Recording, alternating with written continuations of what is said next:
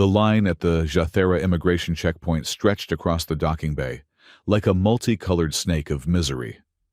I shuffled forward, squinting under the harsh purple lights that seemed designed specifically to make humans look sickly. My duffel bag cut into my shoulder, loaded with tools I'd need for the energy belt assignment. Standard engineer stuff. Nothing fancy. Just like me. Next, the immigration officer, a Qatari with 6 eyes arranged in a perfect hexagon, didn't look up from his console. Each eye blinked independently in what I'd learned was their version of boredom. I placed my Earthlink ID on the scanner. Milo Gray, Earth Division, Civilian Engineer. I have clearance for the Northern Energy Belt installation. One eye swiveled my way while the others stayed on the screen. Purpose of visit? Contract work. 6 months. Maybe 8 if the plasma conduits need replacing. The officer made a clicking sound with his mandibles. Humans. Always underestimating project timelines. 2 eyes rolled in what I assumed was their equivalent of eye rolling. Baggage contents? Standard tools, personal effects. I patted my duffel. Nothing restricted. We'll be the judge of that. He waved a segmented limb at the security scanner. Place your belongings on the belt and proceed to the secondary checkpoint for physical verification. Great. Secondary screening. Again. Earthlings always got the special treatment. I shuffled toward the next line, joining the collection of galactic misfits, waiting for enhanced scrutiny. The being in front of me had tentacles that kept reaching for the ceiling lights. Behind me, something with crystalline skin hummed at a frequency that made my fillings vibrate. Just another day trying to make a living in a galaxy that viewed humans as the cosmic equivalent of that weird cousin nobody wants to invite to family gatherings, but feels obligated to include. The line moved at the pace of governmental bureaucracy across all known galaxies, painfully slow. I entertained myself by calculating the energy requirements for the shield generators I'd be installing. It was a complex problem involving gravitational variances and solar wind patterns. Numbers were my comfort zone. People, not so much. Especially non-human people with exoskeletons and pheromone-based communication systems. Next! The secondary screening officer had 4 arms and skin that shifted colors, like a mood ring. Currently, she was a bored shade of blue-gray. I stepped forward, placing my ID on the scanner again. That's when everything went sideways. I didn't notice her at first. The female standing in an adjacent line. Humanoid. But definitely not human. Her skin had a faint lavender tint, and intricate patterns that might have been tattoos or natural markings traced across her exposed arms and neck. Her eyes, 3 of them, were the color of earth amber, with vertical pupils that widened as she glanced casually in my direction.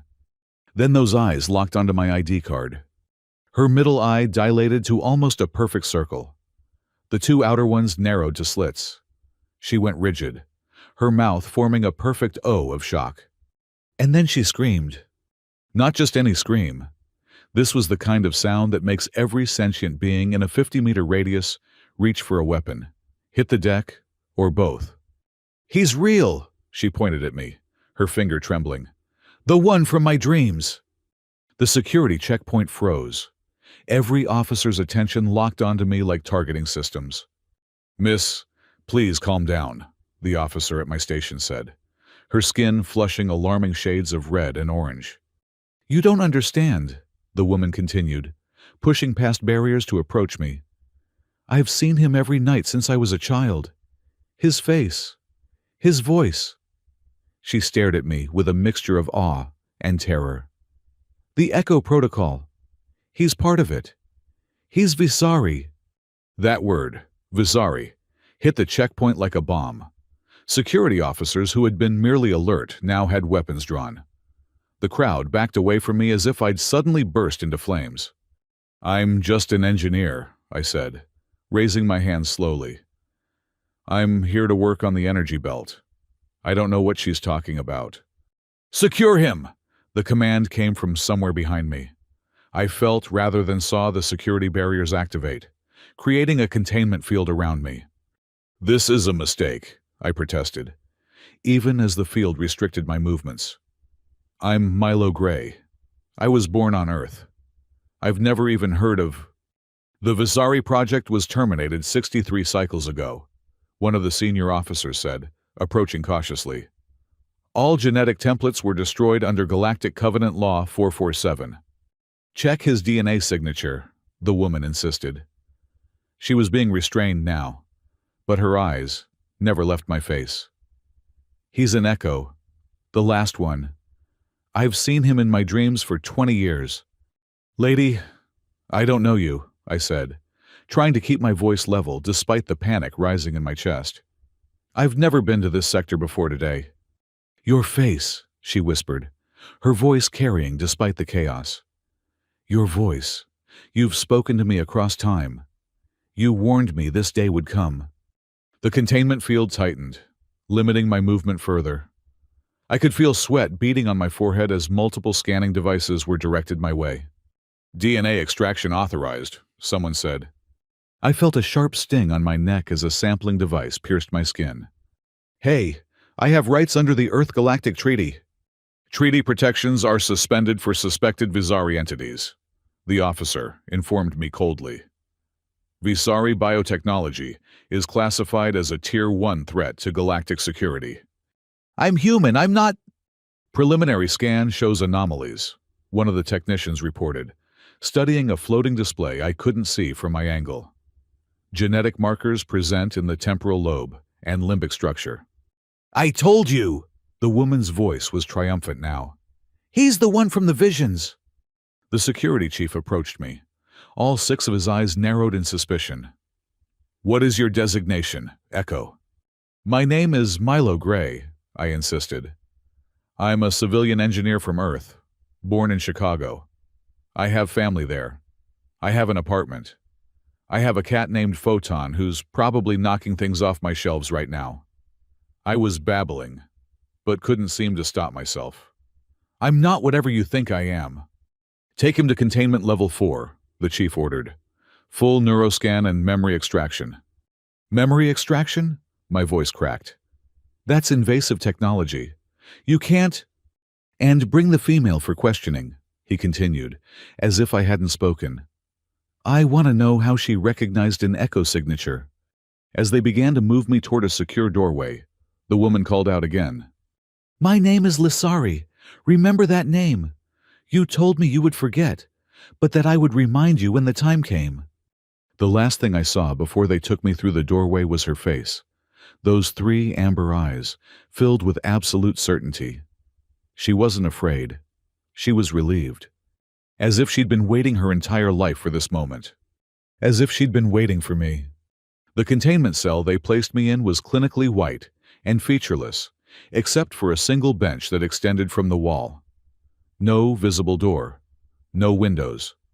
Just seamless walls that probably contained a dozen different scanning systems, analyzing my every breath. I sat on the bench, trying to control my breathing. This was a mistake, a case of mistaken identity. Once they finished their scans, they'd realize I was just an ordinary human engineer and let me go. With a sincere apology and full compensation for the inconvenience, of course. Yeah, right. I'd heard stories about people who got flagged in alien security systems. Some disappeared for days, others for months. A few never returned at all, becoming cautionary tales whispered among the human expatriate community. But I'd never heard of anyone being mistaken for a Visari, whatever that was. A section of the wall suddenly shimmered and became transparent, revealing a monitoring room beyond. 3 officials stood watching me. A Qatari security chief, a tall humanoid with metallic skin, and a smaller being in what appeared to be a medical uniform. Subject appears to be in a standard state of human distress, the medical officer observed, speaking into a recording device. Elevated heart rate, cortisol levels consistent with acute stress response. I can hear you, I called out. And yes, being wrongfully detained tends to stress humans out. It's a quirk of our species. The medical officer tilted his head. Subject displays typical human defensive humor. Noted. The security chief stepped closer to the transparent section. State your full designation. Milo Thomas Gray, born June 17, 2184, Chicago North Medical Center, Earth. Employee ID ERT78291. I'm a Class II certified plasma engineer specializing in gravitational shield technology. I rattled off my credentials, hoping something would trigger a recognition that I was just a boring human doing a boring job. What is your knowledge of the Vizari project? The metallic-skinned official asked. Zero. Nothing. Never heard of it until that woman, Lissari, started screaming about it. I leaned forward. Look, can someone please explain what's happening? What's an echo? What's Vizari? Why am I being treated like I'm dangerous? The three officials exchanged glances. Then the medical officer tapped something on a control panel. The transparent section reverted to solid wall, cutting off my view of them. Hey! I stood up, then sat back down, knowing there was nowhere to go. At least tell me what's going on. Silence answered me. I ran my hands through my hair, trying to think logically. What had that woman seen when she looked at my ID? It was a standard Earthlink card with my photo, name, and credentials. Nothing special about it. And what did she mean about dreams? About seeing me? I'd never met her before in my life. I would have remembered someone with 3 amber eyes and lavender skin. Time passed with excruciating slowness. I tried counting seconds, then gave up around 3600 when I realized an hour had passed with no further contact. I stretched out on the bench, staring at the featureless ceiling, running calculations in my head to stay sane. I must have dozed off because I jerked awake at the sound of the wall shimmering again. This time, it didn't just become transparent. It disappeared entirely, creating an opening through which 2 security officers entered, followed by a figure I recognized. Lissari. Up close. She was taller than I'd initially thought, standing at least a head above me. Her lavender skin had subtle variations in tone that created those patterns I'd noticed earlier. Not tattoos, but natural markings that swirled across her skin like abstract art. Her 3 eyes studied me with uncomfortable intensity. Leave us, she said to the guards. Protocol requires, one began. I've been granted special dispensation by the High Council, she interrupted. You may monitor from outside, but I require privacy for this conversation. The guards exchanged glances, then reluctantly stepped back through the opening. The wall reappeared, though I noticed it maintained a slight transparency. They were still watching. Lissari stood perfectly still, her gaze never leaving my face. There was something unsettling about the way she looked at me, like she was seeing someone else, superimposed over my features.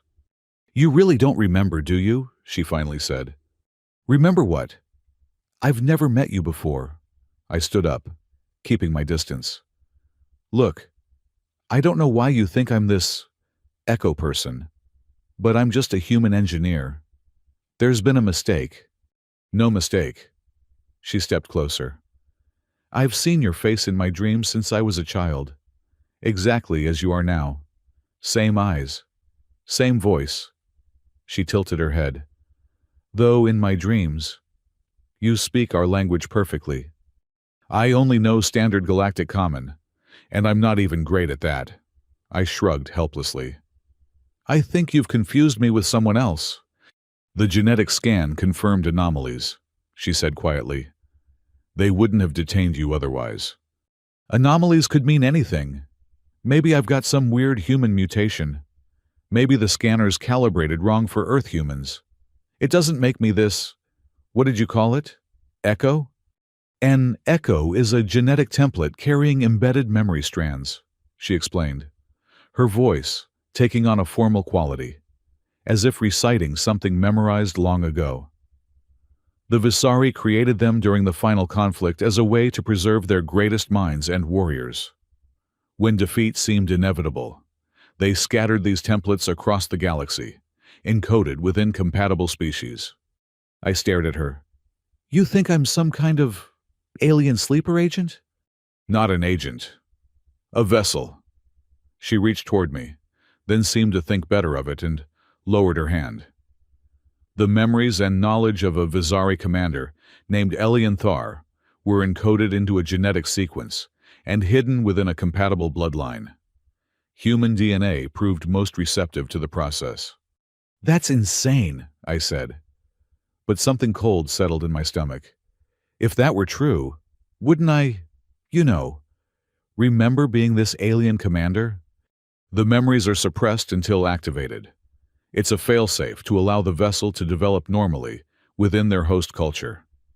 Her 3 eyes blinked in sequence. But sometimes, fragments leak through. Dreams, instincts, skills you can't explain. I thought about how easily I'd always understood complex spatial relationships and energy flows, abilities that had made me a natural engineer despite struggling in other academic areas. Just talent. I'd always thought. Nothing supernatural about it. And you've dreamed about me? I asked cautiously. Not about you. With you. Her middle eye widened. My mother was one of the last visions. Seers who could connect with the Echo Protocol. Before she was killed, she established a link between my developing mind and the dormant consciousness within the genetic line that would eventually produce you. Killed?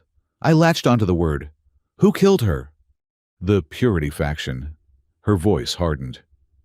They believe all Visari influence must be eradicated from the galaxy. They've hunted down and destroyed almost all traces of Visari technology and genetic material. She looked directly at me.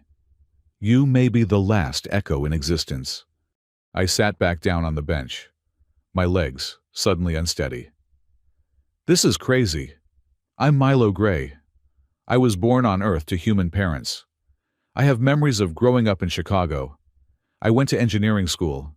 I have friends. A life. I broke off, feeling strangely dizzy. I'm not some alien commander in disguise. Not in disguise. Lissari corrected gently. The vessel, you, is real. Milo Gray exists. But you carry something more within you. Something that could change the balance of power in this sector of the galaxy. What could possibly... The wall shimmered again, and the security chief entered, accompanied by another official I hadn't seen before. This one wore elaborate robes and had skin so pale it was almost translucent, with visible veins of brilliant blue beneath the surface. Lissari of House Thalen, the robed official said, his voice melodic but cold. Your intervention is no longer required or welcomed. Lissari straightened, her posture shifting to one of formal dignity. Overseer Vectar, the Council granted me right of first communication with the Echo. The Council has been overruled. Vectar's thin lips curved in what might have been a smile on a human face, but looked predatory on his. The Purity Concordat has invoked Section 12 of the Visari Containment Protocol. This entity falls under our jurisdiction now. I saw alarm flash across Lissari's features. You can't. He hasn't been properly identified. The verification process will be conducted at our facility. Vectar turned his attention to me, his eyes like chips of ice. The entity will be transferred immediately. I'm not an entity, I protested. I'm a human citizen with rights under the Earth Galactic Treaty. If you are merely human, you have nothing to fear, Vectar said smoothly. Our verification will confirm that, and you'll be released with our apologies. His smile widened. But, if you are an Echo, well, the Purity Concordat has clear protocols for such abominations. Lissari stepped between us. I invoke the right of cultural witness. As a registered Vision bloodline, I have the authority to observe all procedures involving suspected Echo protocols. Vectar's expression hardened. Your bloodline was stripped of official recognition after your mother's unfortunate involvement with seditious elements. My mother was murdered by your Concordat, Lissari said, her voice shaking with suppressed emotion. And the ruling clearing our name is still in effect, regardless of your attempts to bury it in bureaucracy. The tension between them was palpable. I had the distinct impression I was watching the continuation of a conflict that had been brewing long before I entered the picture. "Fine," Vectar finally said. "You may observe the initial verification. After that, your presence will be at my discretion." He gestured to the security officers. "Prepare the entity for transport." "Wait," I said as one of the officers approached with what looked like restraints. "Where are you taking me?" "To the archives," Vectar answered. "Where we keep the remnants of a forgotten era. It seems appropriate, don't you think? To return an echo to the place where the last whispers of its kind are stored." Something about his words sent a chill down my spine. Not fear, exactly. Something deeper. Something like recognition. The transport to the archives was a blur of security checkpoints and sterile corridors. They'd fitted me with restraints that limited my movement and monitored my vital signs. The bands cool against my wrists. Lisari had been permitted to accompany us, but was kept at a distance, flanked by her own security detail. We eventually boarded a sleek vessel that cut through Jathera's stratosphere and into open space. Through a viewport, I caught glimpses of the planet below, a swirling mass of purples and blues with sprawling metropolitan areas that glittered like embedded jewels. "First time seeing Jathera from orbit?" One of the guards noticed my attention. "First time seeing anything from orbit that isn't Earth or the lunar colonies," I admitted. "Claim to be a regular space traveler, don't you?" Vectar commented from across the cabin. "Yet you gawk like a primitive seeing fire for the first time." "I usually travel in standard transport vessels," I replied. "No windows, just cramped quarters and bad food." Vectar's eyes narrowed. "An Echo would know 1,000 worlds, have memories of countless planetary systems. Then, I guess that's another point in favor of me not being one." Vectar turned away, but not before I caught a flicker of doubt cross his features. Good. Let him question his certainty. The journey lasted approximately 3 hours. I spent most of it trying to catch Lisari's eye, hoping for some clue about what awaited me. But she remained in deep conversation with one of her escorts, their voices too low to hear. The vessel eventually slowed, and through the viewport, I saw our destination, a massive structure floating in open space, unattached to any planet or station. It resembled a series of interconnected rings surrounding a central sphere, the entire complex glittering with lights against the darkness of space. "The archives," Vectar announced, noting my interest. "The most comprehensive collection of Visari artifacts and data in the known galaxy. Most of it inert, harmless, museum pieces." His cold eyes fixed on me. "We'll soon discover if you belong in the collection." The vessel docked with one of the outer rings. As we disembarked, I was struck by the architecture, flowing lines and surfaces that seemed to shift subtly as we passed, creating an unsettling sense of movement in my peripheral vision. "This facility predates the final conflict," Lisari said quietly, suddenly beside me.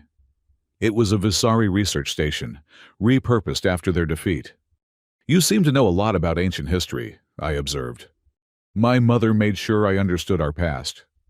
A shadow crossed her face. She believed knowledge was the only defense against those who would rewrite history to suit their purposes. Vectar led our procession through a series of security checkpoints, each more stringent than the last. The deeper we went into the facility, the more the architecture changed, becoming less fluid, more angular and imposing. The lighting shifted from standard illumination to a soft blue glow that emanated from the walls themselves. Finally, we reached a circular chamber with a raised platform at its center.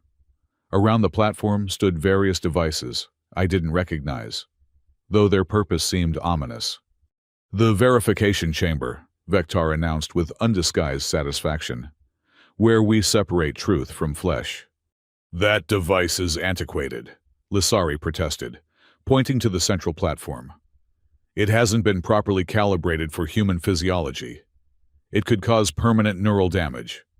Your concern is noted, Vectar said dismissively. But the extractor is the only instrument capable of detecting the embedded memory patterns of an echo. He gestured to the guards. Secure him to the platform.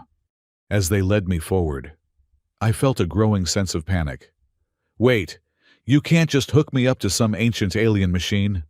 I'm telling you, I'm human. Then you have nothing to fear. Vectar repeated his earlier assurance, though the smile accompanying it did nothing to reassure me. They positioned me on the platform, securing my restraints to attachment points that rose from the surface. The material beneath me was cool and slightly yielding, conforming partially to my body. Lysari approached, stopping just short of the platform. Milo, she said urgently, if there's anything within you, any fragment of memory or knowledge, now is the time to acknowledge it. The extractor will find it regardless, but the process will be less traumatic if you don't resist. I'm not resisting anything because there's nothing to find, I insisted, though my voice lacked conviction.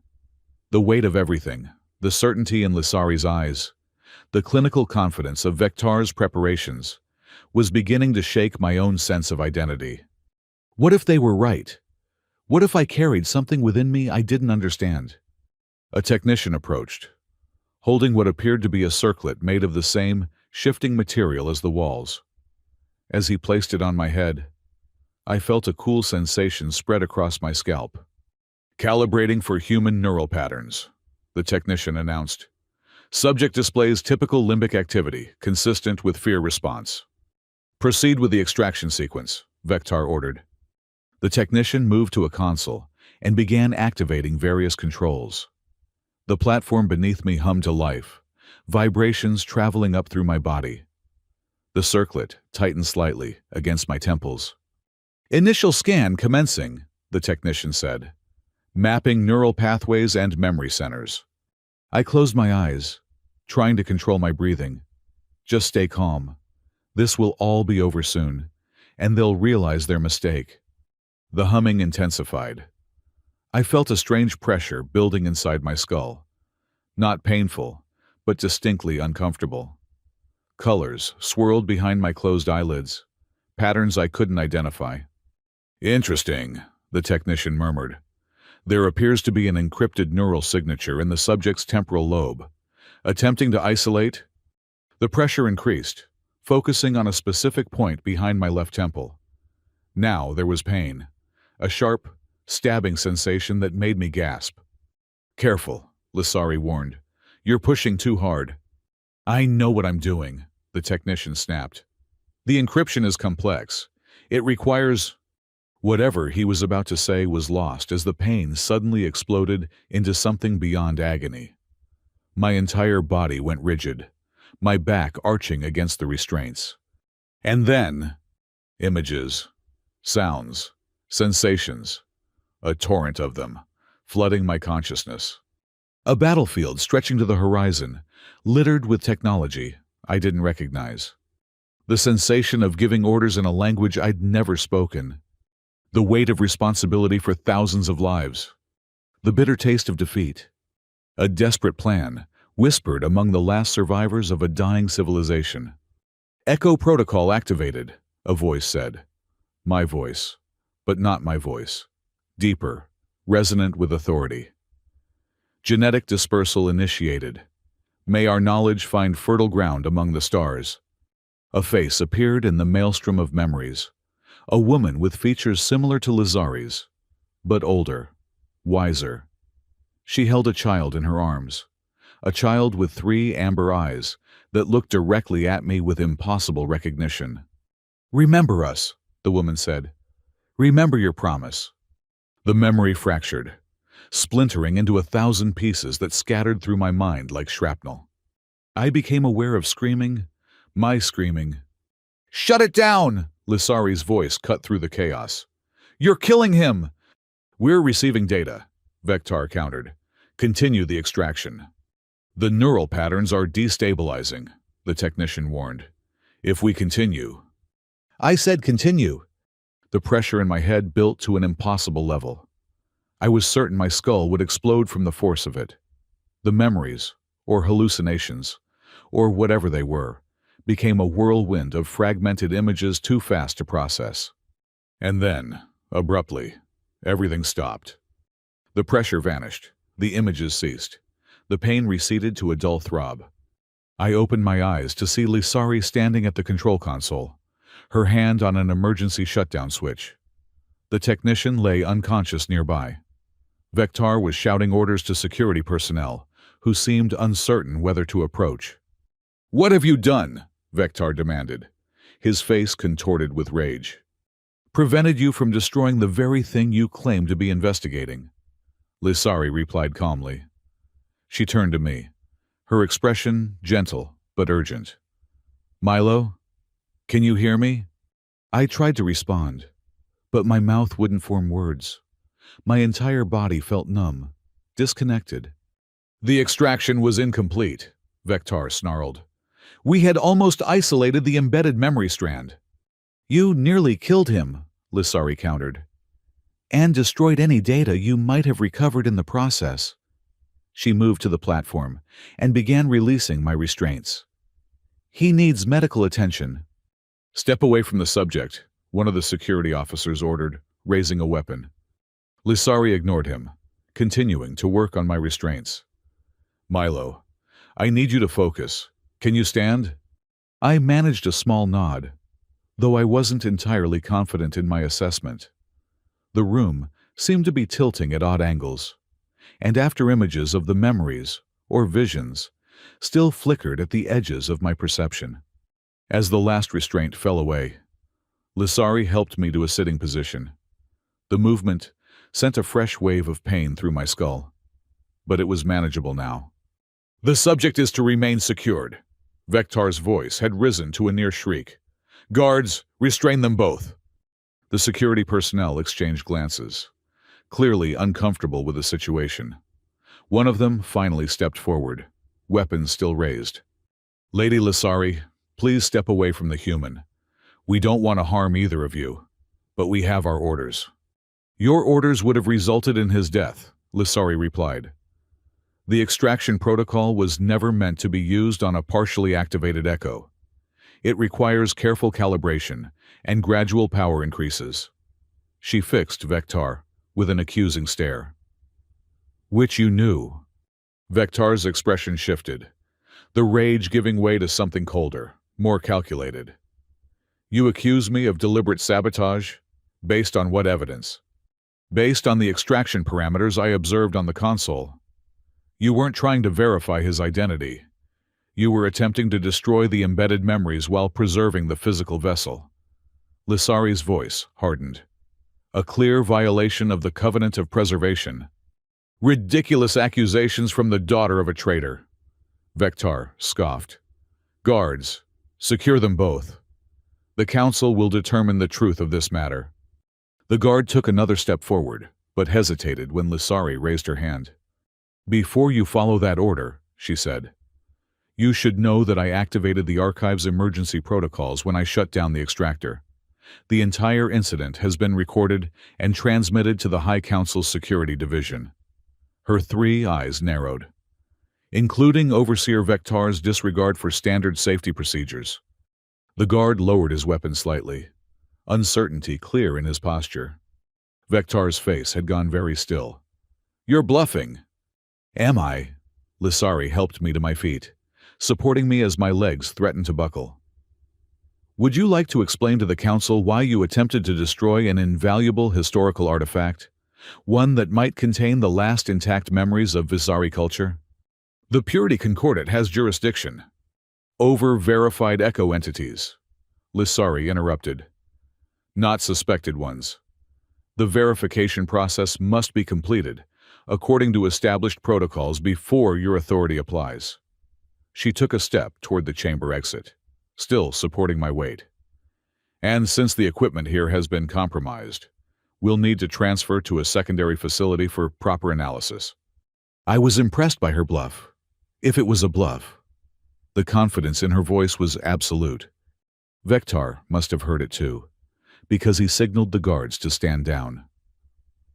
"This isn't over," he said quietly. "The Concordat will not allow an active echo to remain at large. Not after what happened last time." "Last time?" I managed to ask, my voice rough from screaming. Vektar's cold eyes fixed on me. "The last echo that awoke nearly destroyed an entire system before it was contained.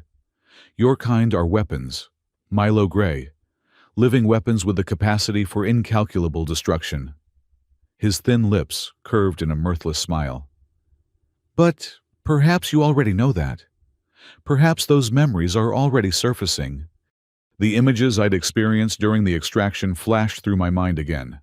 Battlefields, commands given, decisions that cost lives. A heaviness settled in my chest. "We're leaving," Lissari said firmly, guiding me toward the exit. "A medical evaluation team will meet us in the secondary docking bay."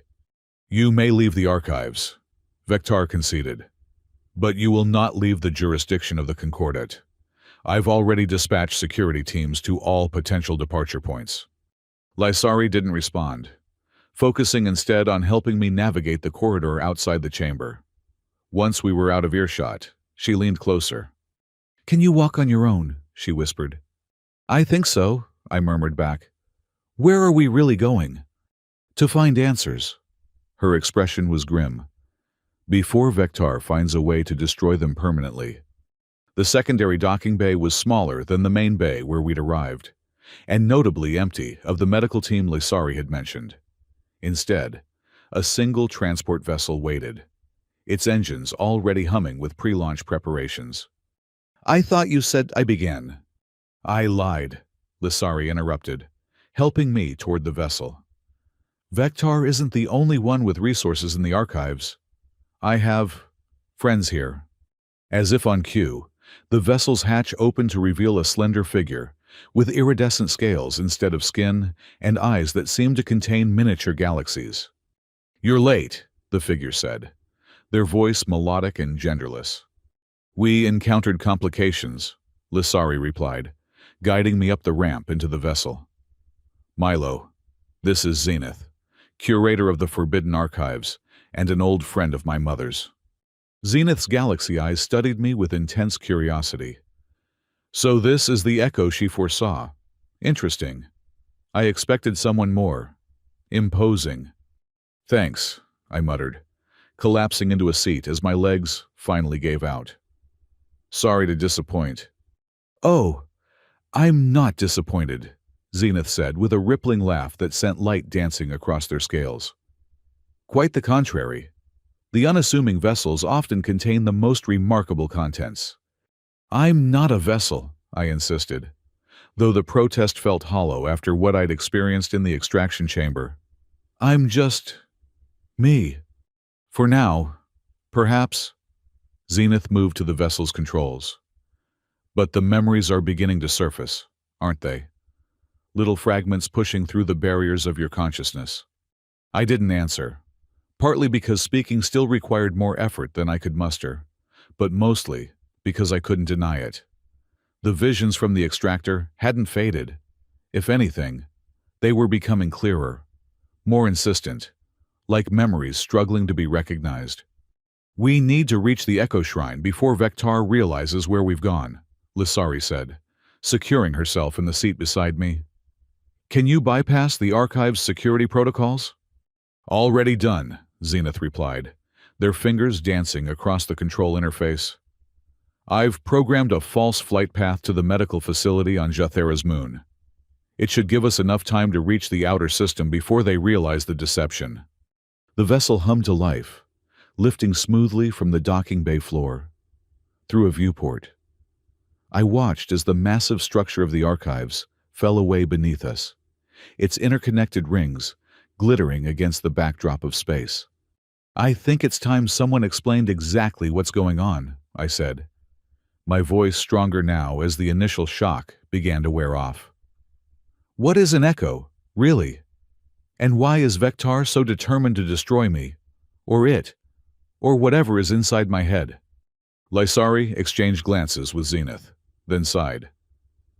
"The full explanation is, Complicated, but I'll try to give you the essential version.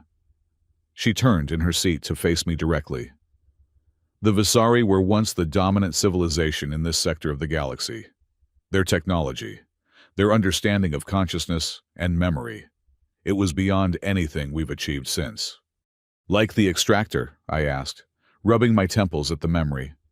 The extractor is a crude adaptation of Visari technology, barely functional compared to their original designs, Zenith said over their shoulder. Most of their most advanced creations were destroyed during the final conflict. Which was a war, Lissari continued. The Visari had become not exactly tyrannical, but certainly dominant. Many species chafed under their influence. An alliance formed to challenge them. The conflict lasted for decades, devastating hundreds of worlds. The Visari were losing, Zenith added. Their numbers dwindling, their territories falling. In desperation, they created the Echo Protocol, a way to preserve their greatest minds, their leaders, their scientists. They encoded complete memory patterns into genetic sequences and dispersed them across the galaxy, hidden within compatible species. Hidden in humans, I said, the pieces beginning to fall into place. Lissari nodded. Human DNA proved most receptive to the process. Your species was relatively unknown then, just beginning to venture beyond your solar system. The perfect hiding place. These genetic sequences were designed to remain dormant for generations. Zenith continued. Only activating when specific conditions were met. Conditions the Visari believed would indicate a time when their knowledge and abilities would be needed again. And those conditions have been met? I asked. Lysari's three eyes focused on me with uncomfortable intensity. We believe so. The recent disruptions in the energy belt around Jathera's star system, they're not natural. Something is destabilizing the fabric of space-time in this sector. Something that matches patterns described in ancient Visari texts about the collapse. The what now? A theoretical catastrophe the Visari had been working to prevent before their civilization fell. Zenith explained. Their records were fragmented, but they spoke of a cyclic event, a thinning of the barriers between realities that could lead to total system failure, if not contained. I rubbed my forehead, trying to process everything. And you think I, or this echo inside me, knows how to prevent this collapse? We believe the echo within you belongs to Elianthar, Lissari said quietly. He was one of the last Visari commanders, but also their leading scientist on interdimensional physics. He created the containment system that still protects this sector from gravitational anomalies. The same system you were sent to help maintain, Zenith added with a knowing look. Not coincidence, I think. That stopped me short. My assignment to the energy belt had come through standard channels, a routine contract from the Galactic Engineering Corps. At least, that's what I'd thought. Someone arranged for me to be here? I asked, a chill running down my spine. Who? That, Lissari said grimly, is one of many questions we hope to answer at the Echo Shrine. And where exactly is the shrine? On a moon orbiting the gas giant Theros, at the edge of this system. Lissari checked the navigation display. About 6 hours from our current position, assuming we don't encounter any concordant patrols. Assuming, I repeated skeptically. And if we do? Then we improvise, Zenith said cheerfully. A specialty of mine. Great, I muttered, leaning back in my seat. The pounding in my head had subsided to a dull ache, but the strange memories, if that's what they were, continued to flicker through my mind like a malfunctioning hologram. Fragments of battles, of laboratories, of desperate last-minute plans. And increasingly, fragments of a face, Lissari's face, but not quite, older, wiser, with an expression of fierce determination. I glanced at Lissari, studying her features more carefully now. The resemblance to the woman in the visions was unmistakable. The woman in my visions, I said hesitantly. She looks like you. Lysari's expression softened. My mother, Alara. She was a vision, one of the few beings who could communicate with dormant echoes across space and time. A shadow crossed her face. The Purity Concordat killed her for it when I was 12 years old. I'm sorry, I said, the words feeling inadequate. She knew it was coming, Lysari continued, her voice distant. She told me that her death was necessary, that it would set certain events in motion that couldn't be altered. Her three eyes fixed on me again. Events that would eventually lead you here. The implications of that statement hung in the air between us. Had my entire life, my career choices, my decision to accept the assignment on Jathera, all been influenced by some alien consciousness buried in my DNA? The thought was deeply unsettling. I don't believe in predestination, I said finally. Echo or no echo, I make my own choices. Of course you do, Zenith called from the pilot's seat. That's what makes you valuable. An echo that blindly follows programming is just another computer. An echo that questions, that chooses. That's something else entirely. But if these memories are real, if I really am carrying the consciousness of this Elianthar person, what happens to me? To Milo Gray? The question had been forming since the extraction chamber, but I'd been afraid to voice it until now. Do I disappear? Lysari's expression turned troubled. I don't know, she admitted. The records about fully activated echoes are incomplete. Some suggest a merging of consciousness, others a more complete transformation. Complete transformation, I repeated flatly. You mean Milo Gray ceases to exist? Not necessarily, Zenith interjected. Consciousness is not so easily defined or contained. Perhaps Elianthar becomes part of you, rather than replacing you. Or perhaps neither of you will exist as you once did, Lysari added softly. Something new might emerge, neither fully Milo, nor fully Elianthar, but a unique being with aspects of both. None of those options sounded particularly appealing. I'd spent 32 years building my identity, my life. The thought of losing that, of becoming someone else, filled me with a visceral dread.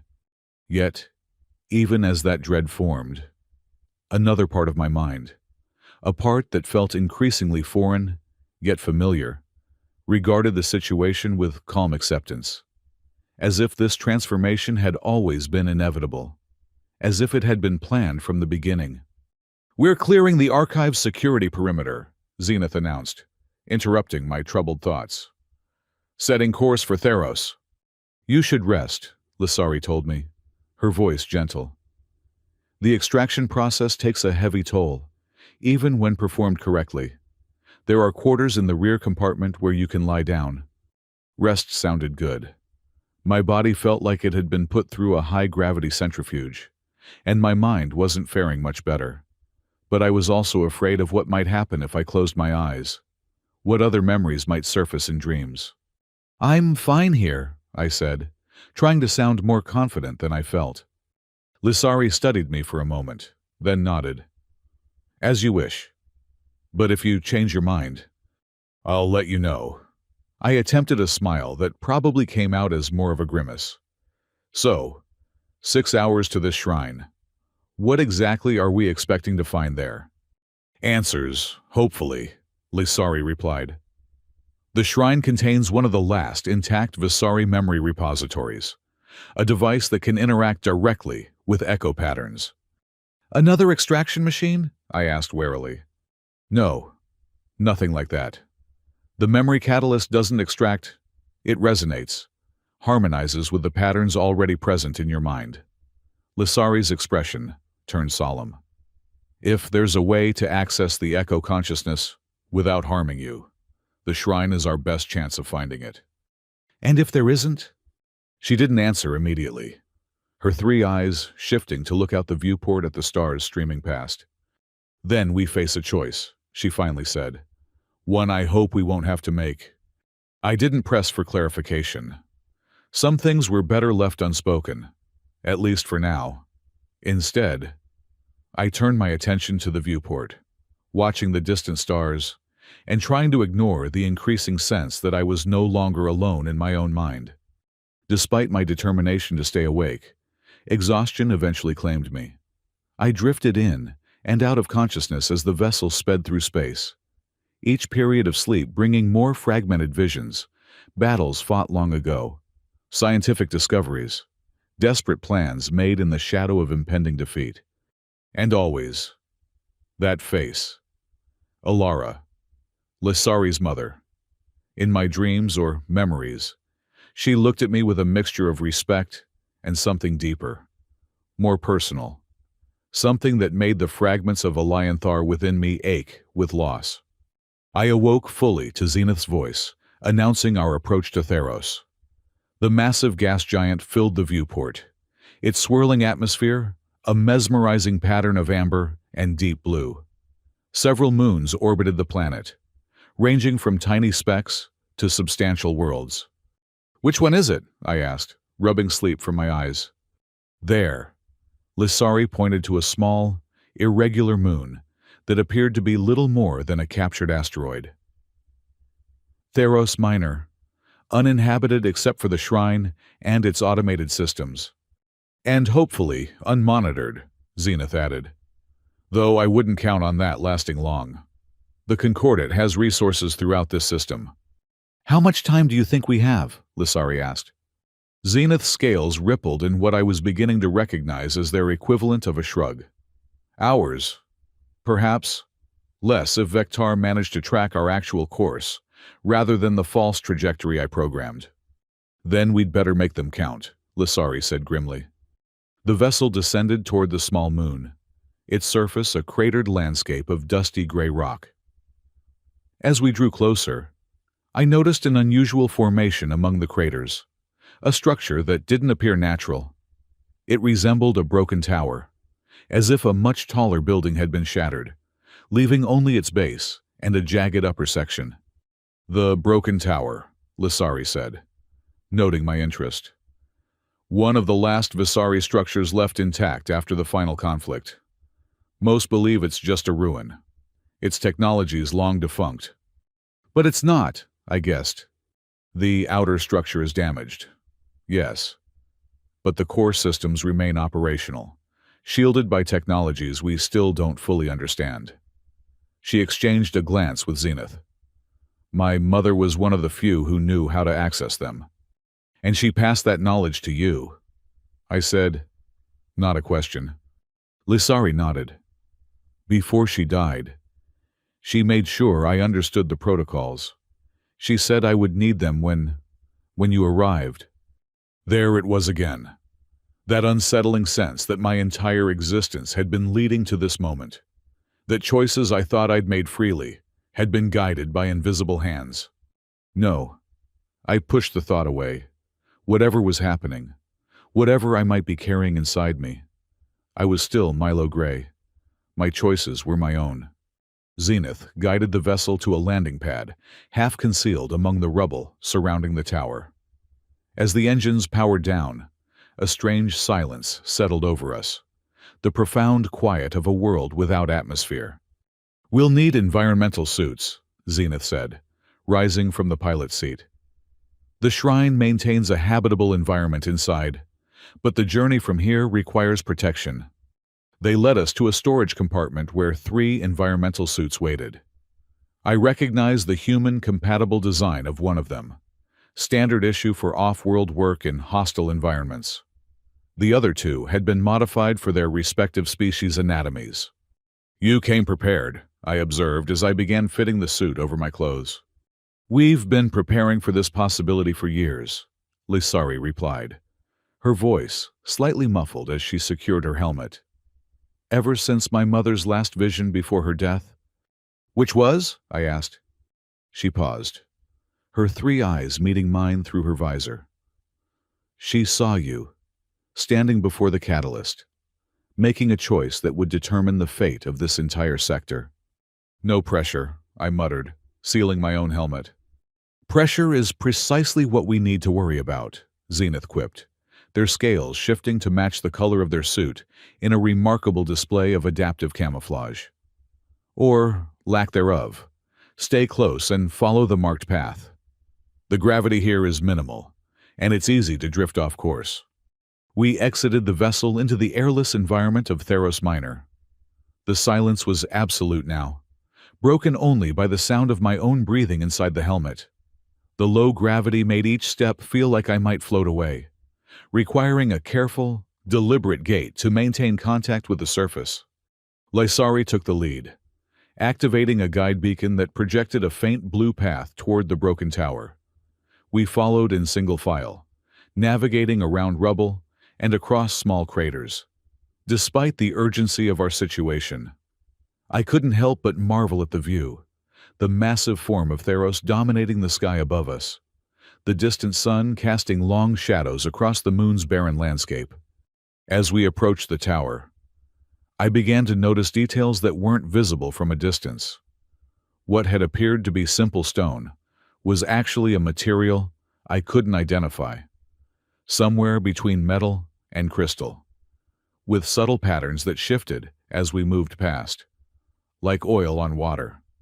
Visari architecture responds to consciousness, Lysari explained, noticing my fascination. The patterns you see are reflections of our thoughts and emotions. Practical application of quantum observer theory. I found myself saying, the words coming unbidden. The building material exists in a state of quantum flux until observed, allowing it to adapt to the needs and perceptions of its inhabitants. Lysari and Zenith both stopped, turning to look at me. What? I asked, suddenly self-conscious.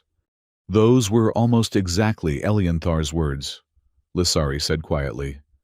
From one of his final recorded lectures before the fall, a chill ran through me despite the suit's temperature regulation. I don't know where that came from.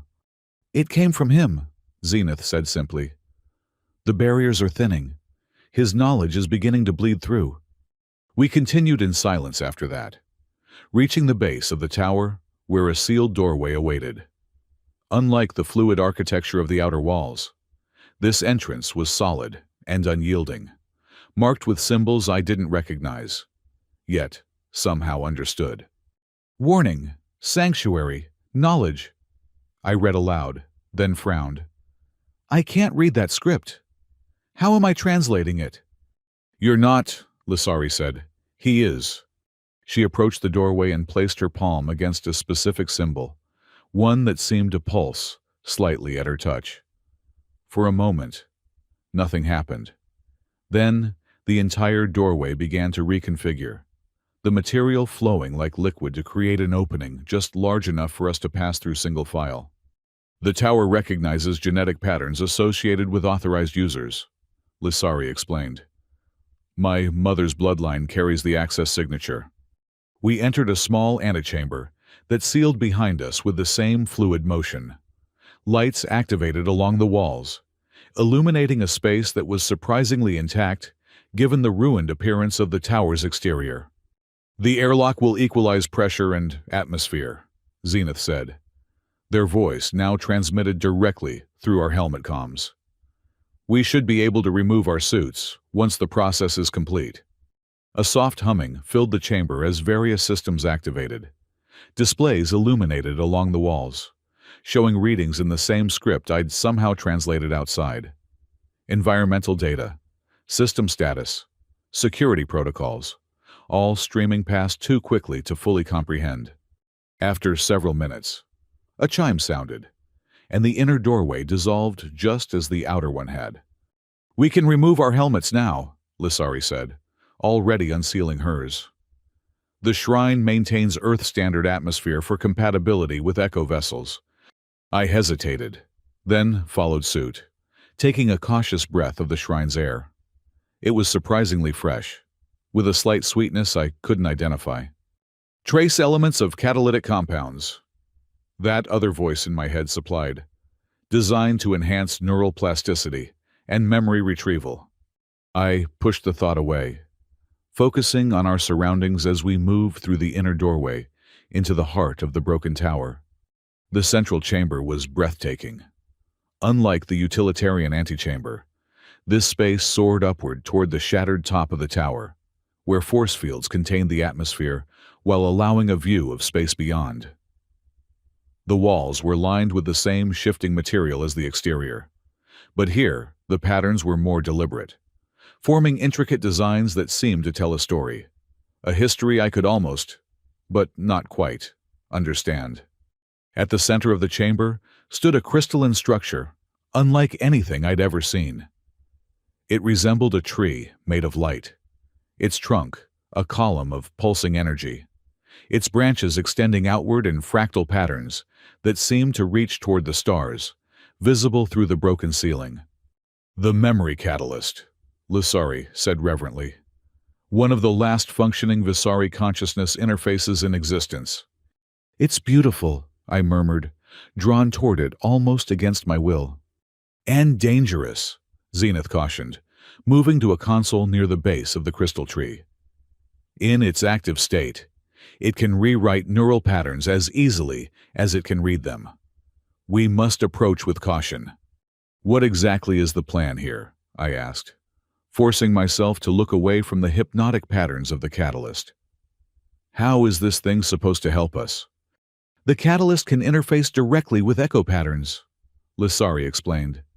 "It can help us determine exactly what you're carrying, what memories, what knowledge, and potentially, how to access them without losing you in the process." "That's the part I'm most interested in," I said dryly. "The not losing me part." "The process requires calibration," Zenith said, their fingers dancing across the console's interface. "The catalyst needs to recognize your specific neural signature before attempting any deeper connection." "And how does it do that?" Lisari pointed to a circular platform at the base of the crystal tree. "You'll need to stand there. The catalyst will scan your neural patterns. A passive process. Nothing like the extraction you experienced." I eyed the platform warily. "You're sure about that? Because I'm not eager for a repeat performance." "The Visari understood consciousness transfer better than any civilization before or since," Zenith assured me. "The catalyst was designed for echo integration, to gently awaken dormant memories, not forcibly extract them." "That's somewhat reassuring," I admitted. "But what happens after it scans me? What then?" Lisari and Zenith exchanged glances. "That depends on what the catalyst finds," Lisari finally said. "On how deeply the echo patterns are integrated with your own consciousness. On what choices are available." There was that word again, choice, as if there was a decision coming that I wasn't yet prepared to make. "All right," I said after a moment's consideration. "Let's do this, before Vector and his purity friends catch up to us." I approached the platform cautiously, up close. The crystal tree was even more mesmerizing, light pulsing through its structure in complex rhythms that seemed almost musical, as if the energy itself was singing. I stepped onto the platform, half expecting some immediate reaction. Nothing happened. "Now what?" I asked. "The system needs activation," Lisari said, moving to stand beside Zenith at the console.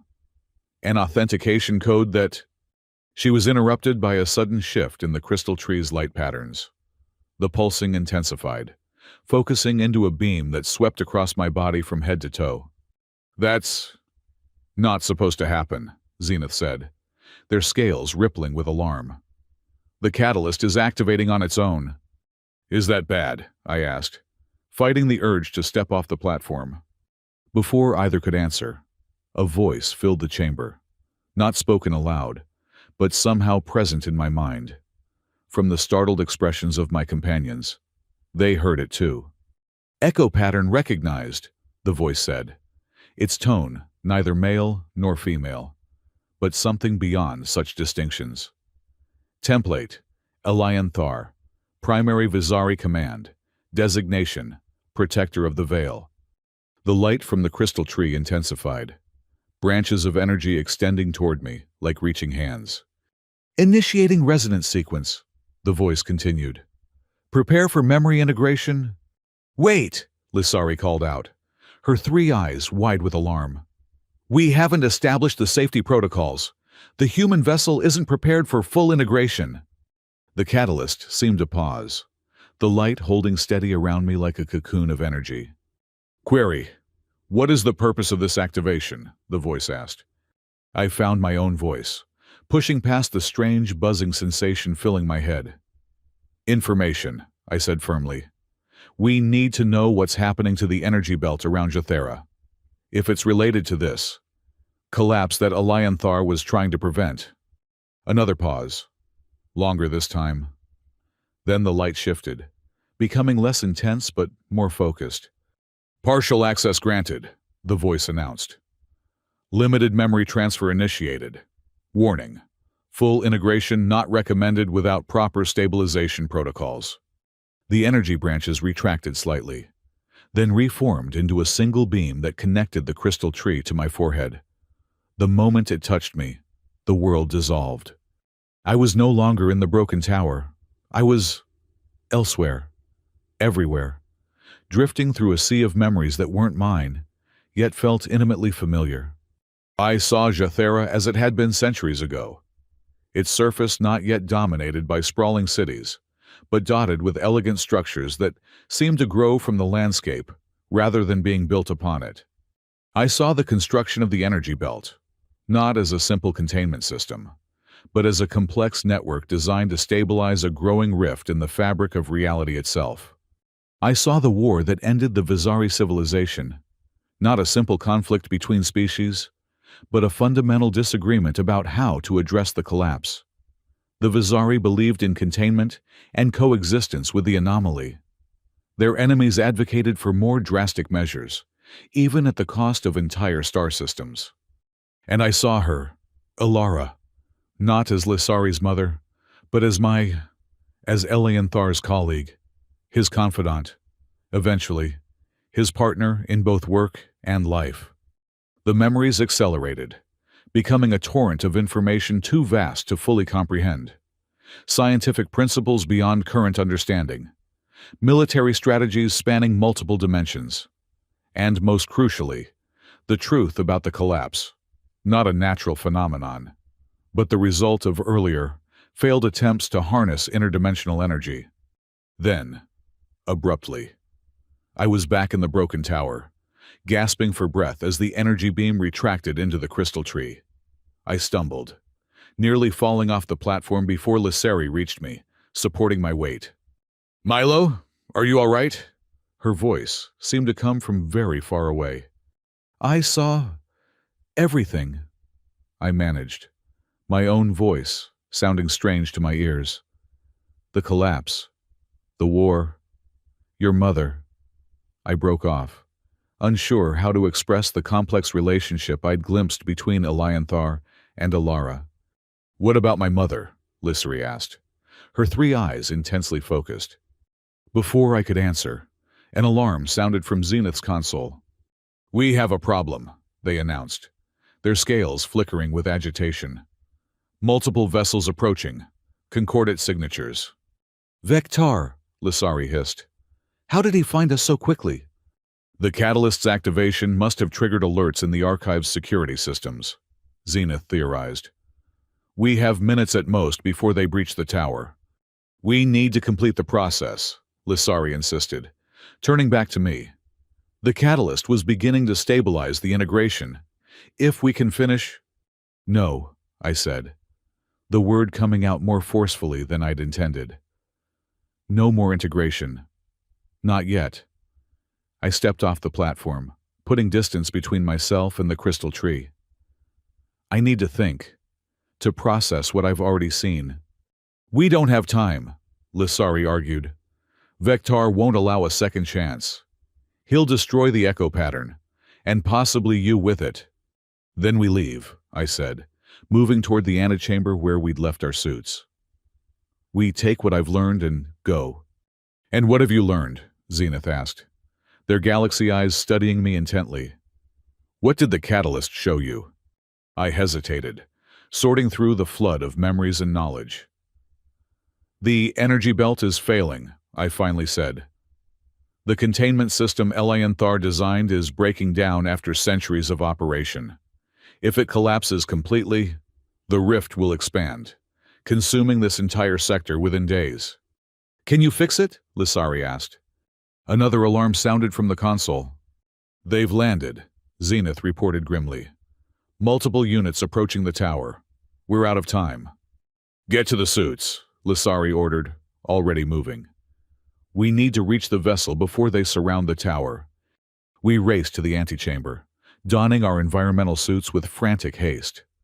I could hear the distant sound of energy weapons through the structure of the tower, Vectar's forces attempting to breach the sealed entrance.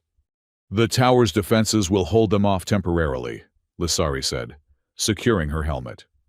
"But once they override the access protocols—" "Which they will," Zenith interjected, "given that the archive likely has backup access codes." "We'll be trapped," Lissari finished. "Our only chance is to reach the vessel before they realize we're escaping." "Is there another way out?" I asked. "They'll be watching the main entrance." "There's a maintenance access on the far side," Zenith said. "Designed for drone servicing of the outer structure. It's small, but we should fit."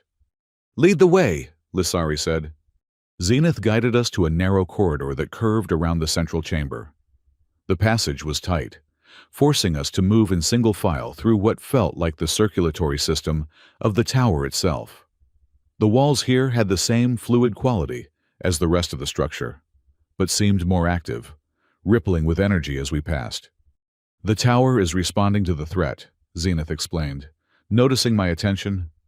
"Rerouting power to defensive systems." We reached a small chamber, with what appeared to be a solid wall of the same shifting material as the rest of the structure. "The maintenance access is here," Zenith said, placing their hand against a specific point on the wall. "It will recognize me as archive personnel." The wall rippled, then formed a narrow opening, barely wide enough for us to pass through single file. "Quickly," Zenith urged. "The Concordate forces will have detection equipment that can track our suit signatures once we're outside." We emerged onto the barren surface of Theros Minor, on the opposite side of the tower from where we'd entered. In the distance, I could see several Concordate vessels surrounding our landing site. "They've found our transport," Lissari said grimly. "Not necessarily," Zenith replied. "I programmed it to relocate to secondary coordinates if it detected unauthorized approach. They activated a beacon on their suit. If it's still operational, it should respond to this signal." We waited in tense silence, the bulk of the broken tower concealing us from the Concordate forces for the moment. After what felt like an eternity, but was probably less than a minute, a response flashed on Zenith's suit display. "It's en route," they announced. "Automated systems are bringing it to us. ETA 3 minutes. "Will we have 3 minutes?" I asked, eyeing the tower nervously. "Once they realize we're not inside." "The tower's defensive systems will create confusion," Lissari assured me, "and they'll spend precious time searching the central chamber and accessing the catalyst logs." "Which will tell them exactly what we learned," I pointed out.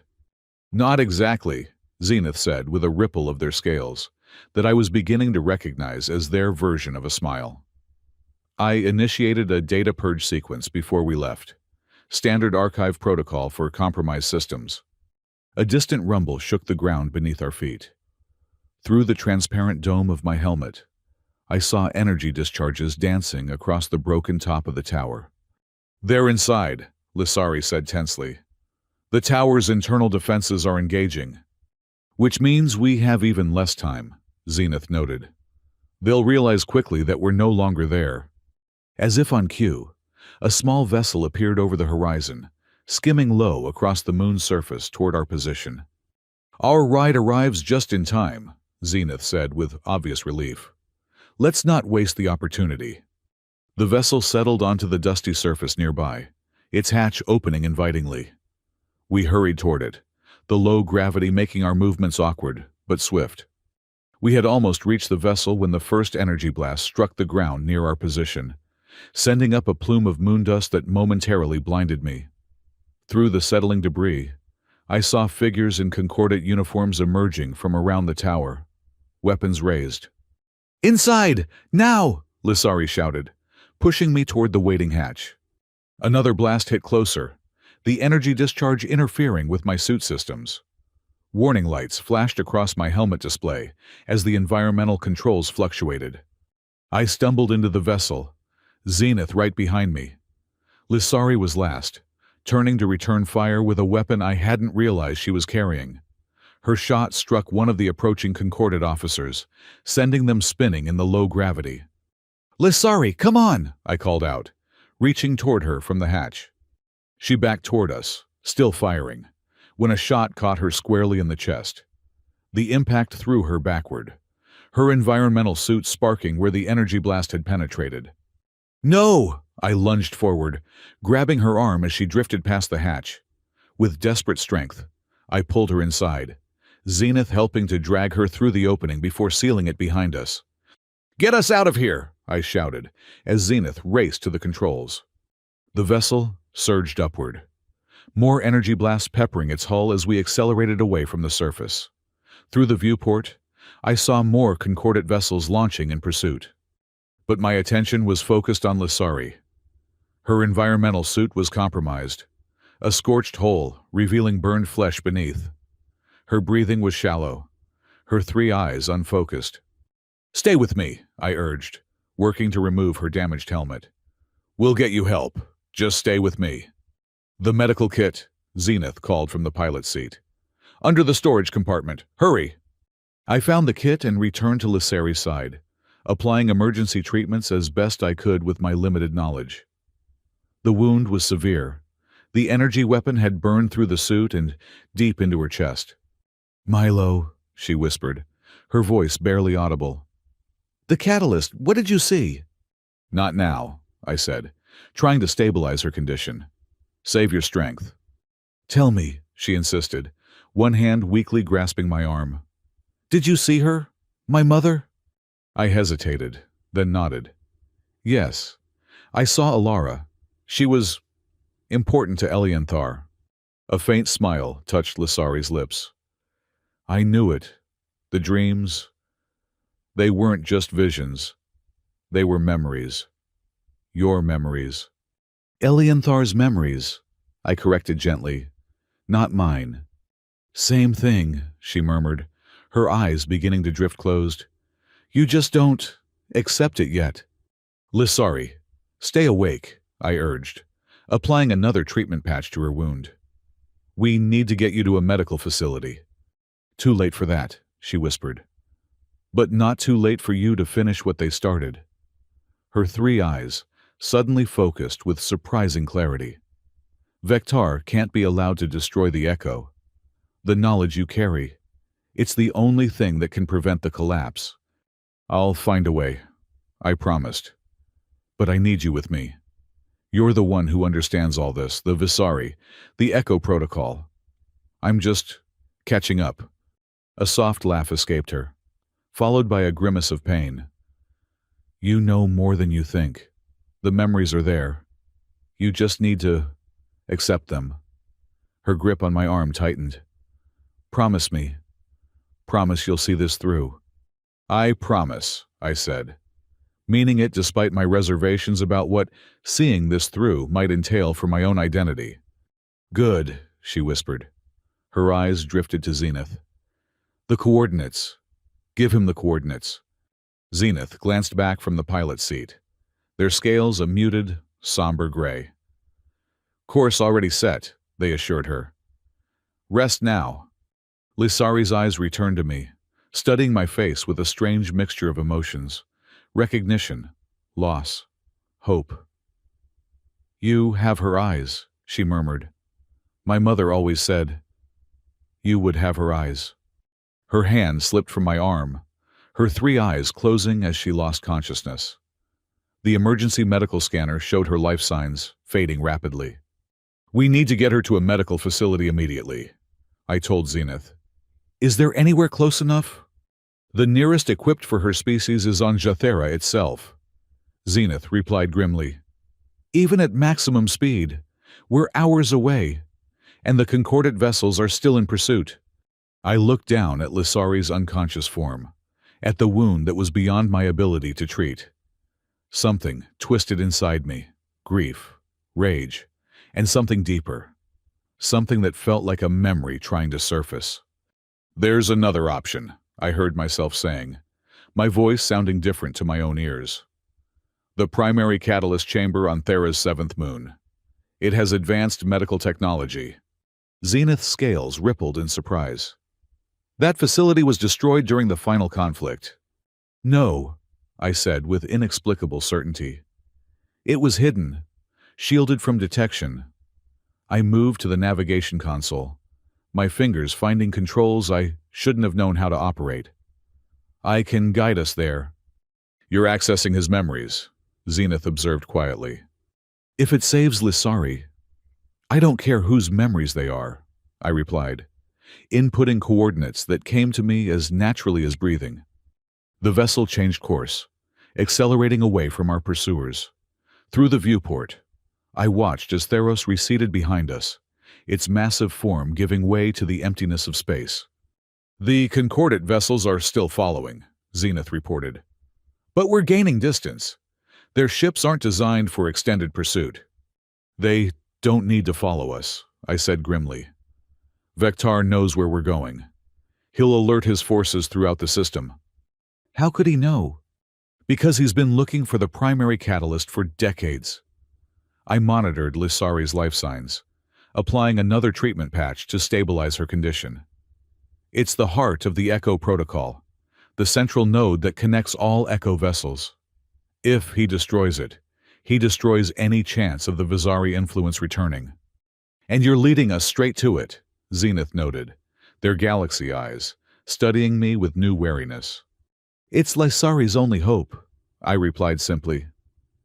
"And you know as well as I do that the catalyst is more than just a memory repository. It's the key to stabilizing the energy belt." Zenith was silent for a long moment, their scales shifting through various patterns as they considered my words. "You're changing," they finally said. "The integration is happening whether you wanted it or not." "I know." I looked down at my hands, still my hands, but somehow they felt different, as if they'd held weapons and tools I'd never touched. "But I'm still me. For now, at least." "For now," Zenith echoed softly. The journey to Thera's seventh moon took just under an hour, during which Lissari's condition continued to deteriorate despite my best efforts. The wound was too severe, the damage extending beyond the physical injury into her energy pathways. As we approached the moon, a small, cratered body orbiting a larger satellite of Jathera's star, I directed Zenith to a specific crater near the northern pole. "There's nothing there," they objected, scanning the surface. "Exactly as it's meant to appear," I said. "Take us down. Altitude 100 meters, bearing 270. Zenith complied, guiding the vessel to hover over what appeared to be an unremarkable section of the lunar surface. I moved to a control panel near the rear of the vessel, activating a sequence that sent out a specific signal pattern. For a moment, nothing happened. Then the surface below us shimmered, the illusion of solid rock dissolving to reveal a massive structure embedded within the crater, a complex of interconnected domes and towers that had been perfectly concealed from detection. "Incredible," Zenith whispered.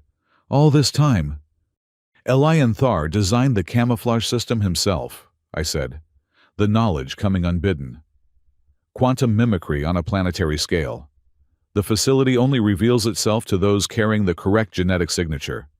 A landing pad extended from one of the domes. A silent invitation. Zenith guided our vessel down, settling onto the platform with gentle precision. "We need to move quickly," I said, already gathering Lysari in my arms. "The medical chamber is in the central dome." "What about Concordate forces?" Zenith asked, as they sealed their environmental suit. "If Vectar knows about this place." "The facility has its own defenses," I assured them. "And the camouflage will reactivate once we're inside, concealing us again." We exited the vessel onto the landing pad, the moon's vacuum requiring our environmental suits. A doorway opened at our approach, leading into an airlock similar to the one at the broken tower. Once inside, the same process of atmosphere equalization allowed us to remove our helmets. The interior of the facility was pristine, as if it had been maintained daily rather than abandoned for centuries. Soft illumination activated as we moved through the corridors, the architecture familiar yet more refined than the broken tower. This was Visari design at its peak, before the devastation of war had forced compromises. I carried Lissari through a series of chambers, following instincts that weren't my own, to a large circular room, dominated by what appeared to be a more elaborate version of the crystal tree we'd seen in the broken tower. This one was intact, its energy branches extending to the ceiling in a complex web of light.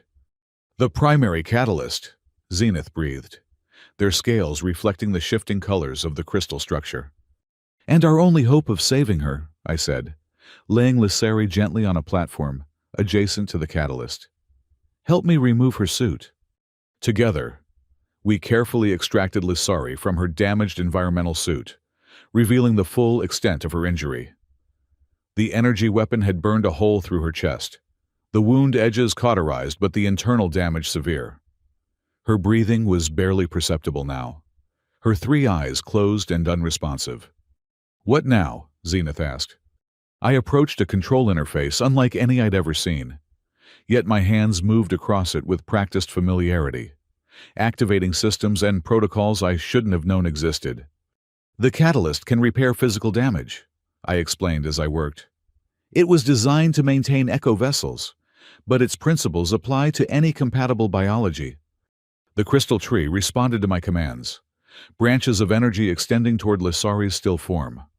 They hovered above her, pulsing in sync with her fading heartbeat. "Initiating cellular regeneration," I said, the technical terms flowing naturally. "Repairing damaged tissue and energy pathways." The energy branches descended, enveloping Lissari in a cocoon of light. Within the luminous shell, I could see her body lifting slightly from the platform, suspended in the healing energies of the catalyst. "Will it work?" Zenith asked softly. "It has to," I replied, monitoring the process through the control interface. "Her injuries are severe, but within the catalyst's capabilities to repair." As the healing process continued, I became aware of the catalyst's presence in my own mind, stronger here than in the broken tower, more insistent. Memories and knowledge continued to surface, no longer in chaotic fragments, but in organized streams of information. I saw the creation of the Echo Protocol from its inception, Elianthar's desperate plan to preserve not just Visari knowledge, but their ethical framework, their commitment to coexistence rather than dominance. I saw the selection process for compatible species, the careful encoding of memory patterns into genetic sequences designed to remain dormant for generations. And I saw the truth about Alara, not just Lissari's mother, but Elianthar's partner in creating the protocol. She had volunteered to become the first vision, establishing the psychic links that would eventually guide echo vessels to activation when the time was right. But most importantly, I saw the collapse, the interdimensional rift that had been growing since before the final conflict, contained but never truly sealed by the energy belt Elianthar had designed. I understood now why my engineering skills had brought me to Jathera. The containment system was failing, and only someone with Elianthar's knowledge could repair it. "The vessel is changing," Zenith observed quietly, interrupting my thoughts. "The integration is accelerating." I looked up, realizing they were talking about me. "What do you mean?" Zenith gestured to a reflective panel on one of the control consoles. I stepped closer, seeing my reflection for the first time since the extraction chamber on the archives. My face was still recognizably mine, Milo Gray's features, Milo Gray's eyes. But there was something different in my expression, in the way I held myself, a confidence, a gravitas that hadn't been there before, and my eyes. They seemed to hold centuries of experiences I'd never lived. "I'm still me," I insisted, though uncertainty crept into my voice. I'm still Milo. For now, Zenith said again, their tone gentle but concerned. But the more you access his memories, his knowledge, the more I become him. I finished. I know. But right now, Elianthar's knowledge is the only thing keeping Lissari alive. I turned back to the control interface.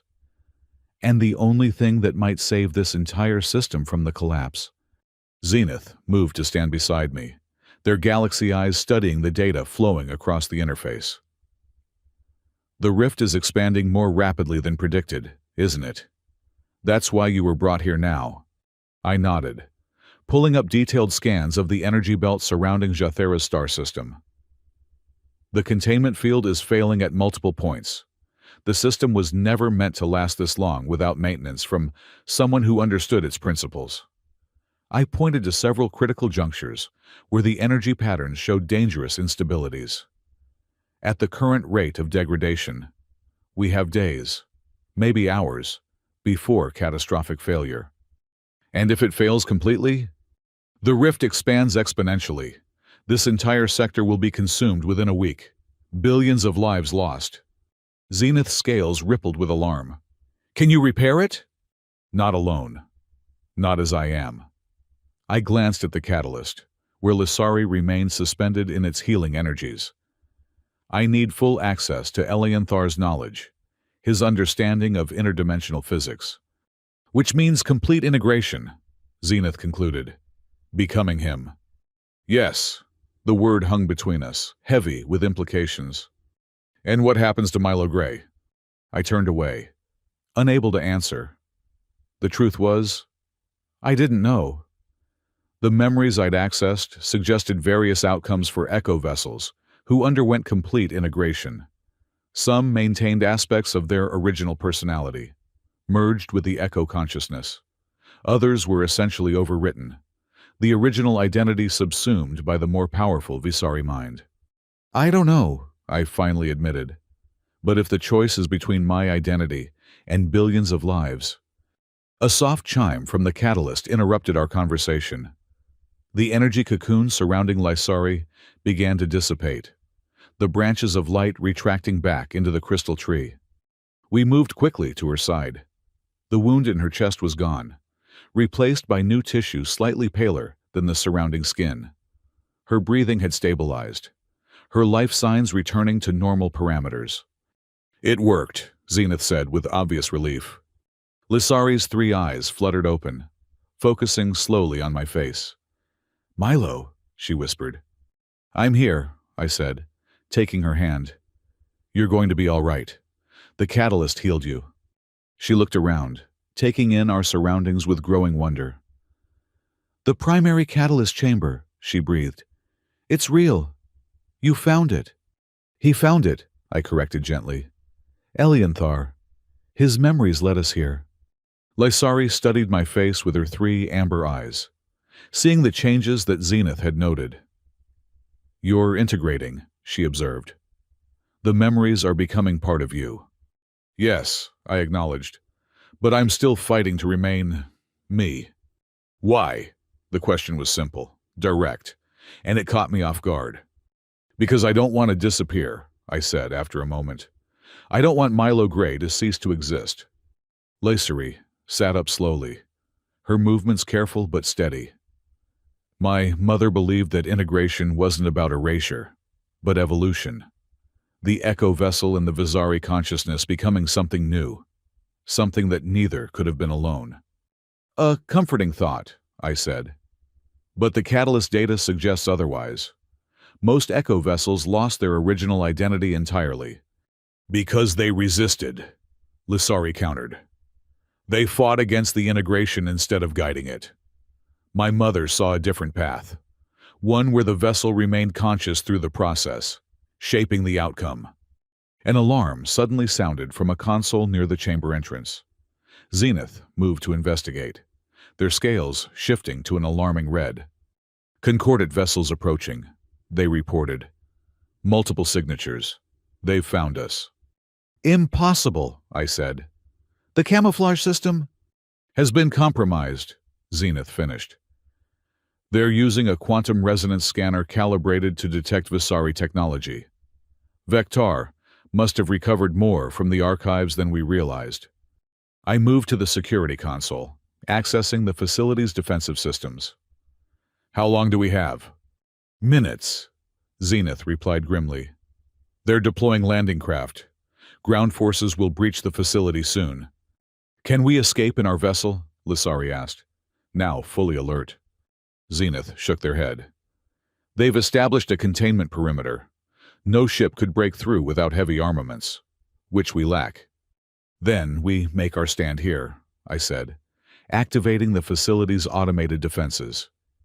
The primary catalyst chamber has its own security protocols.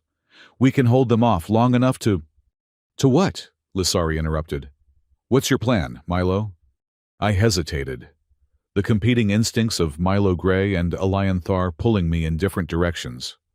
Milo wanted to run, to find some way to escape with Lisari and Zenith. Elianthar knew there was nowhere to run, not from the Concordat, and certainly not from the collapse. We need to repair the energy belt, I finally said. It's the only thing that matters now. If the containment field fails, everyone dies, including Vector and his purity zealots. And how do you propose to do that from here, while under siege? Zenith asked. I turned to the catalyst, its crystal structure pulsing with latent energy. The primary catalyst doesn't just store memories. It can project consciousness, transmit it across vast distances through quantum entanglement. I pulled up a schematic of the energy belt on the console. If I can establish a direct connection to the belt's control nodes, I can initiate a repair sequence remotely. But you need full integration to understand how, Lisari concluded. You need to become Elianthar completely. Yes, the word felt like a surrender. Lisari moved to stand beside me, her three eyes holding mine with unexpected intensity. My mother left me a message before she died. She said that when the time came, I would need to help you make a choice, the hardest choice any Echo vessel has ever faced. She placed her hand on my arm. But she also said I should tell you this. What is remembered? Lives. The phrase sent a shock through me. Recognition, understanding, hope. It was a Visari saying, one of their most sacred concepts. The belief that consciousness transcended physical form, that memory itself was a form of existence.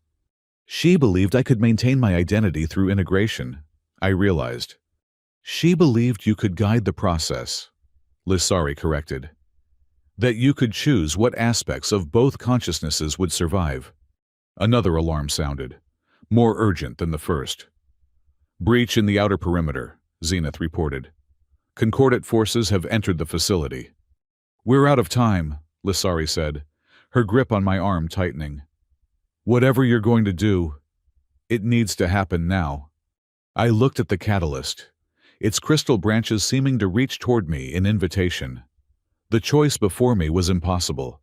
Risk losing myself entirely, or watch as billions died when the containment field failed. No, not impossible, just terrifying. Activate the integration protocol, I told Zenith. Full neural resonance, maximum data transfer. Milo, are you certain? They hesitated at the control interface. Once initiated, the process cannot be reversed. I'm certain, I said, moving to stand before the catalyst. But I need you both to do something for me. Anything, Lisari promised. Talk to me. While the integration happens, remind me who Milo Gray is. I looked between them, trying to convey the importance of this request. Don't let me disappear completely. Zenith nodded, their scales shifting to a solemn blue. We will anchor you. Initiating integration protocol, they announced, activating the sequence. The catalyst responded immediately, its energy branches extending toward me like reaching hands. As they touched my skin, I felt a sensation unlike anything I'd experienced before, as if my consciousness was expanding, stretching beyond the confines of my physical form. Memories flooded in, no longer fragmented, but whole. Elianthar's life unfolded within my mind, his childhood on a Visari homeworld, long since destroyed, his education in sciences that humanity had yet to discover, his rise through the ranks of Visari Command until he became their foremost expert on interdimensional physics. I saw the discovery of the rift, a tear in the fabric of reality caused by early, reckless experiments with dimensional travel. I saw Elianthar's desperate work to contain it, to build a system that would prevent it from expanding and consuming populated worlds.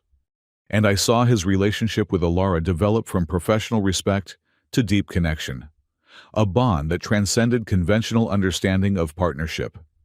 Together, they had created the Echo Protocol when it became clear the Visari civilization would not survive the war, not as a means of conquest or resurrection, but as a way to preserve the knowledge necessary to maintain the containment system.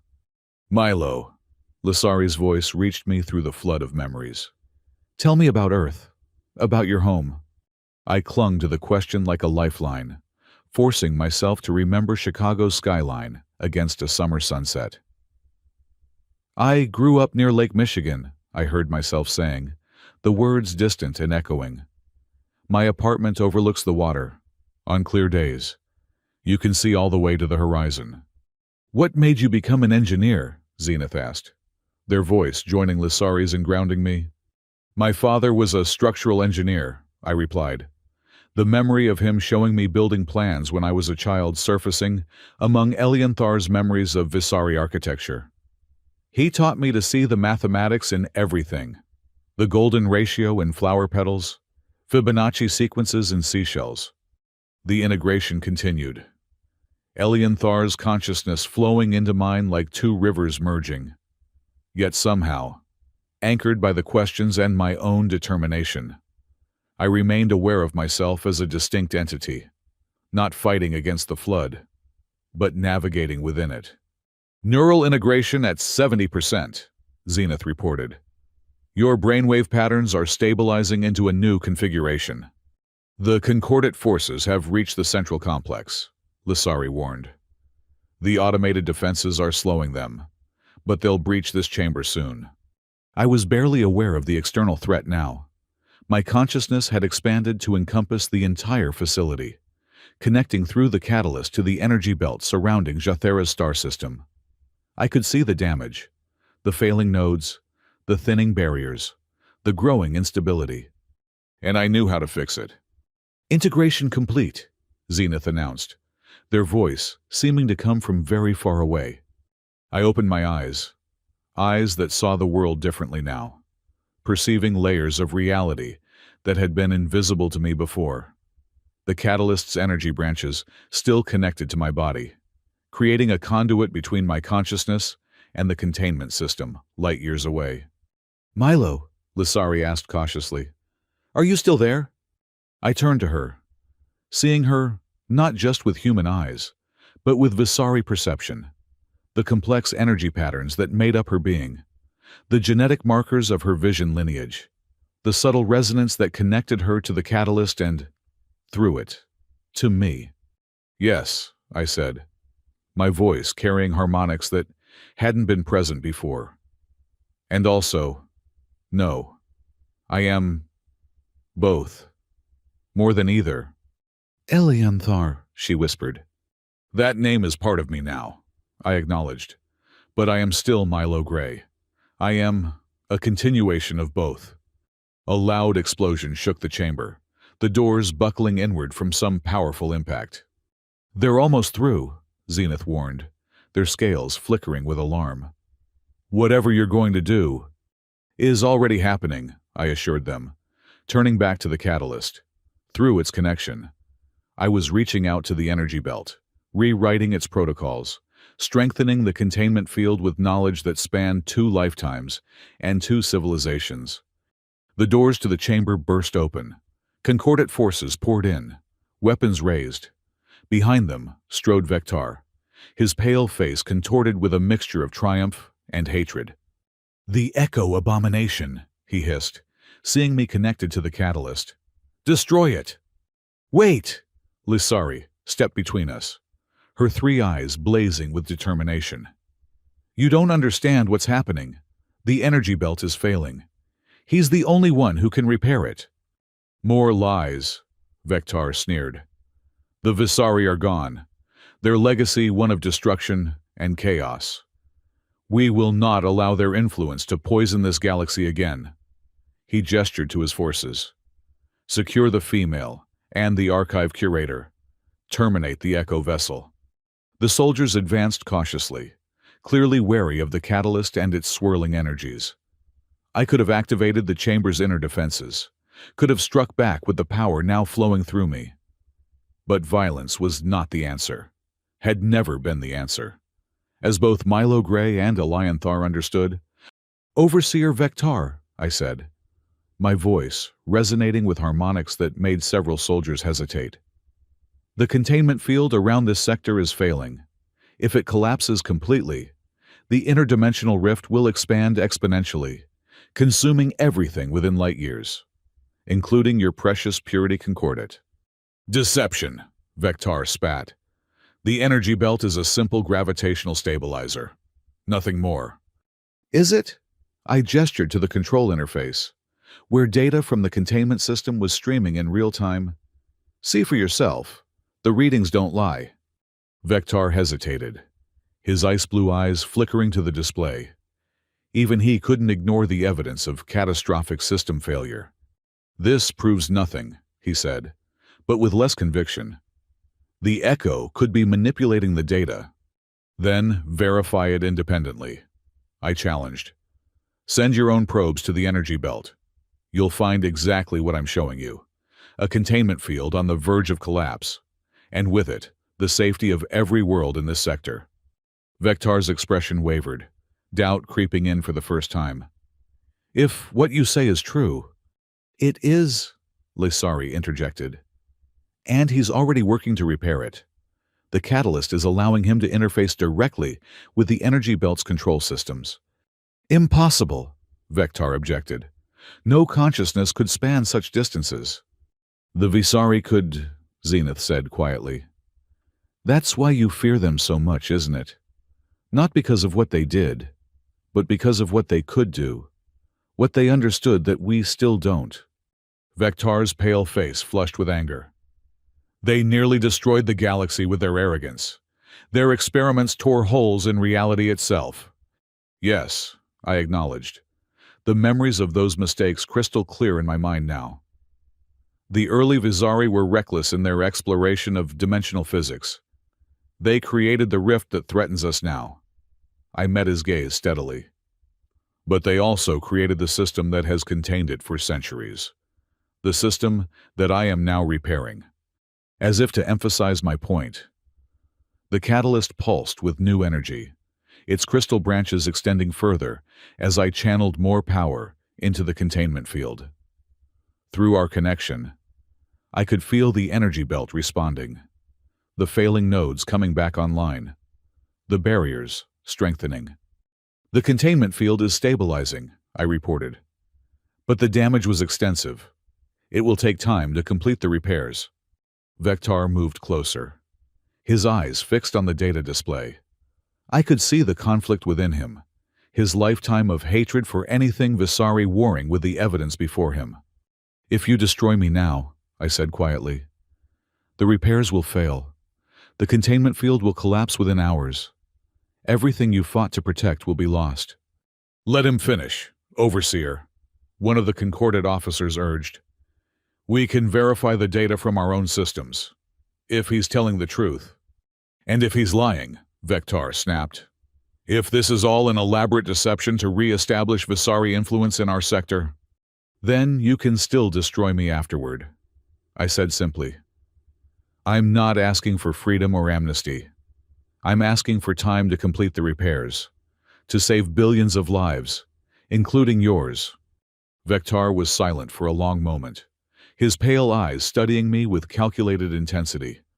Finally, he stepped back, gesturing for his forces to lower their weapons. "Continue the repairs," he said coldly.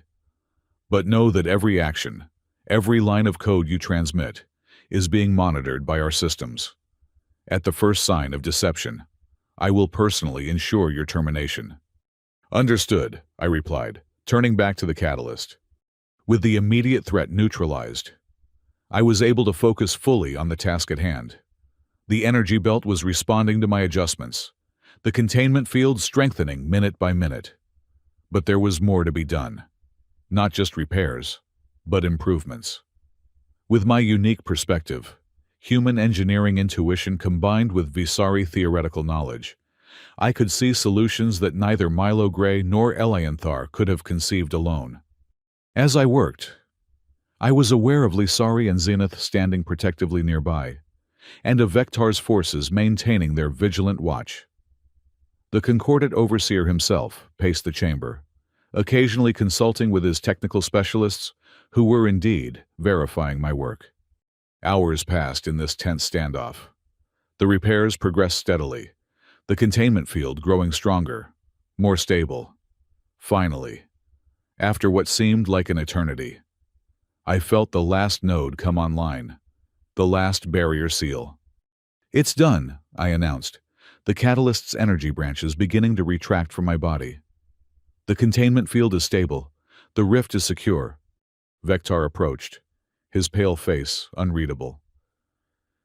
"Our systems confirm the energy belt has been repaired," he admitted grudgingly. "The anomalous readings have ceased." "Then our agreement is fulfilled," I said, stepping away from the catalyst. "What happens now is up to you." Vektar studied me with those cold eyes, calculation evident in his gaze.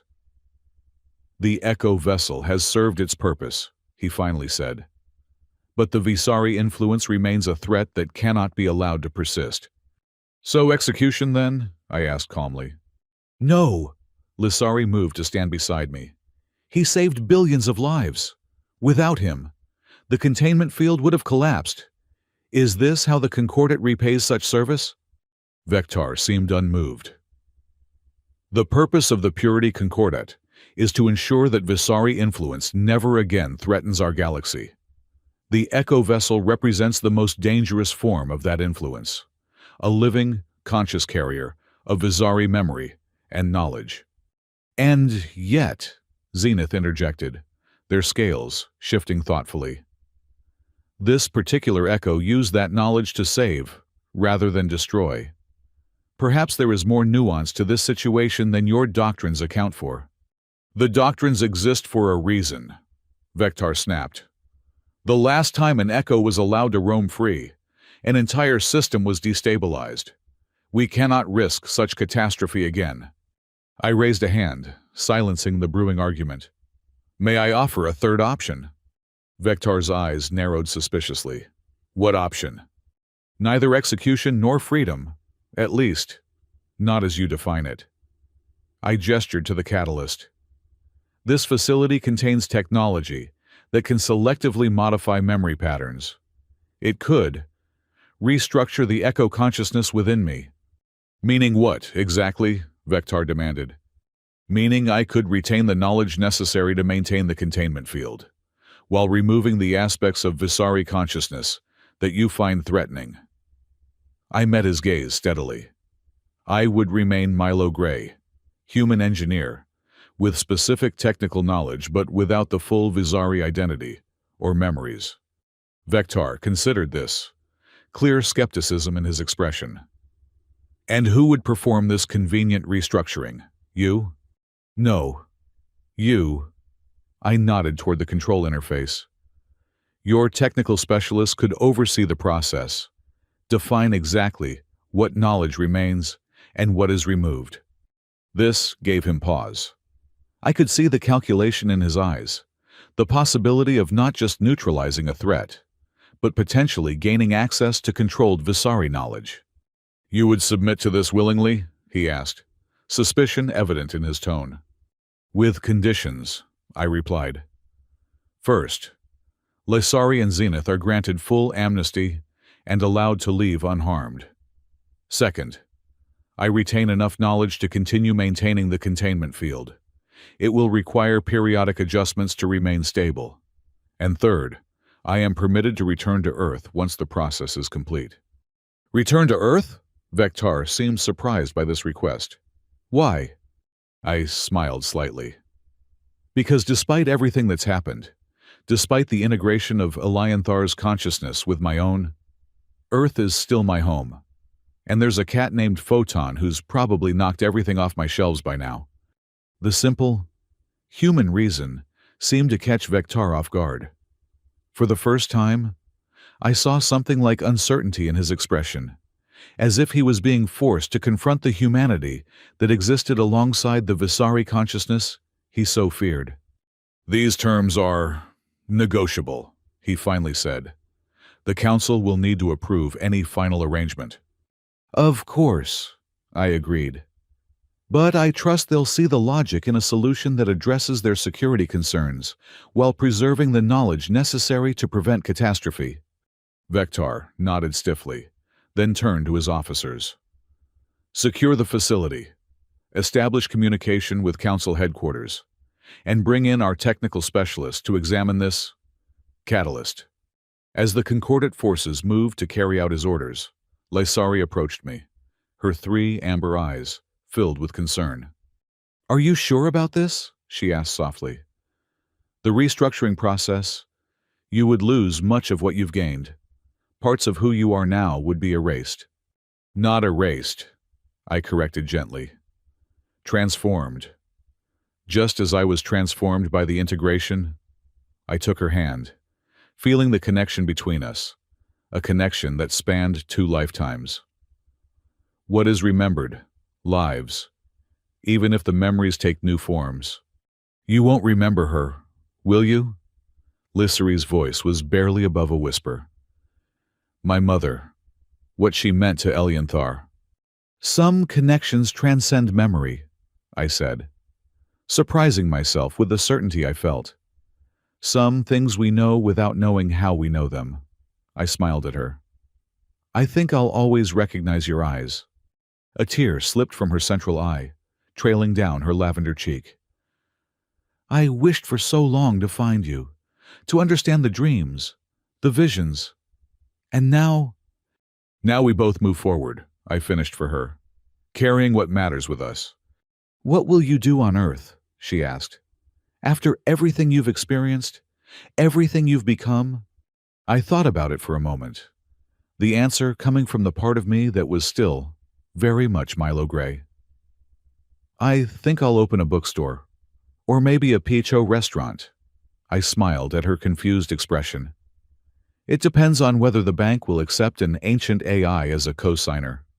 Her laughter was worth whatever sacrifices lay ahead, a sound of pure joy that echoed through the chamber, drawing curious glances from the concordant officers. Will I see you again? She asked when her laughter subsided. I hope so, I replied honestly. The galaxy isn't as vast as it seems, especially for those who know where to look.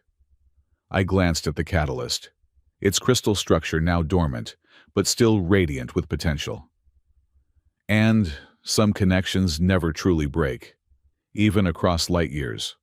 In the days that followed, negotiations with the Purity Concordat progressed with surprising speed.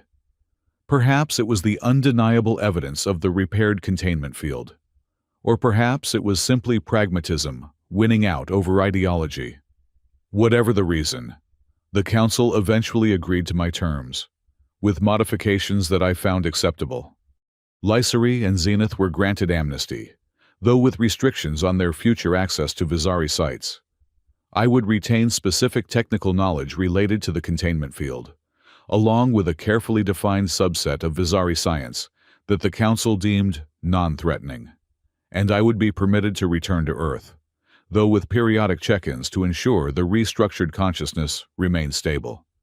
The restructuring process itself was less traumatic than I had feared. The catalyst, designed for precisely this kind of consciousness manipulation, allowed for remarkably nuanced adjustments. What emerged was still me, still Milo Gray, but with expanded understanding and specific knowledge that had once belonged to Elianthar. Gone were the full memories of his life, his struggles, his loves and losses. But the essence remained, a sense of purpose, a commitment to protection, and a deep appreciation for the interconnectedness of all things. And somewhere, beneath conscious thought, a recognition of three amber eyes that had once looked at him, at me, across centuries. On the day of my departure, Lissari came to see me off. We stood in the docking bay of the archives, where a transport vessel waited to take me back to Earth. The Concordat is establishing a permanent monitoring station at the primary catalyst chamber, she told me. Vectar insists it's necessary to prevent any unauthorized access to Visari technology. Probably wise, I acknowledged. Though I suspect they'll learn more from studying the facility than they anticipated. Some knowledge has a way of changing those who seek to control it. Speaking from experience, she asked with a small smile. Something like that. I adjusted the strap of my duffel bag, the same one I'd arrived with, though it felt like a lifetime ago. What about you? What will you do now? Continue my mother's work, she said simply. There are other echo vessels out there, dormant or partially activated. They'll need guidance when the time comes. And Zenith? Return to the archives with full reinstatement of their curator status. Apparently, helping save the sector from interdimensional collapse earns one considerable professional goodwill. Her three eyes crinkled with amusement. They send their regards, by the way, and a request that you name a particularly complex dish after them if you open that restaurant. I laughed. I'll keep that in mind. The departure announcement echoed through the docking bay. Our time was almost up. I have something for you, Lissari said, reaching into a pocket of her tunic. She withdrew a small crystal shard, similar in composition to the catalyst, but much smaller. A memory crystal.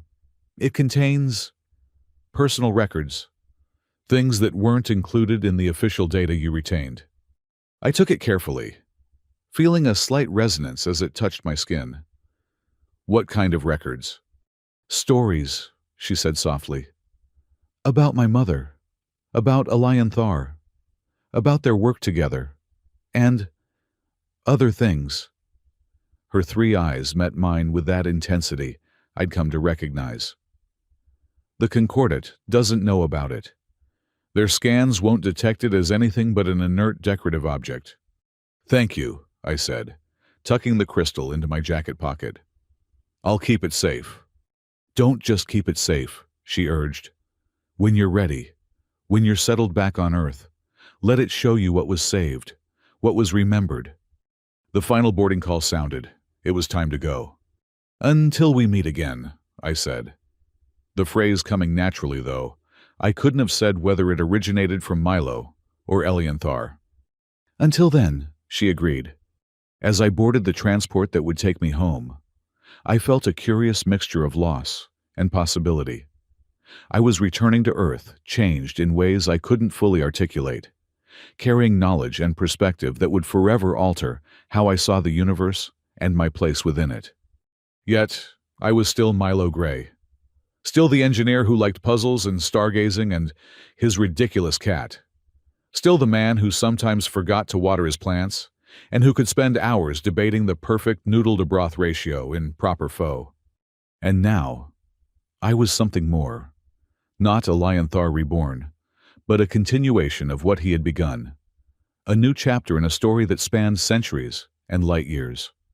As the transport lifted off, I felt the small crystal in my pocket, a tangible connection to everything that had happened, everything I had been and might yet become.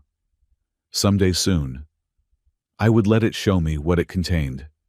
But for now, I was content to simply carry it with me, a reminder that some things transcend memory, identity, even time itself. What is remembered? Lives. And as Earth grew larger in the viewport, its familiar blue and green a welcome sight after so much strangeness, I found myself smiling at the thought of what lay ahead. A bookstore, perhaps, or a restaurant, or something else entirely. The possibilities, like the stars themselves, were endless.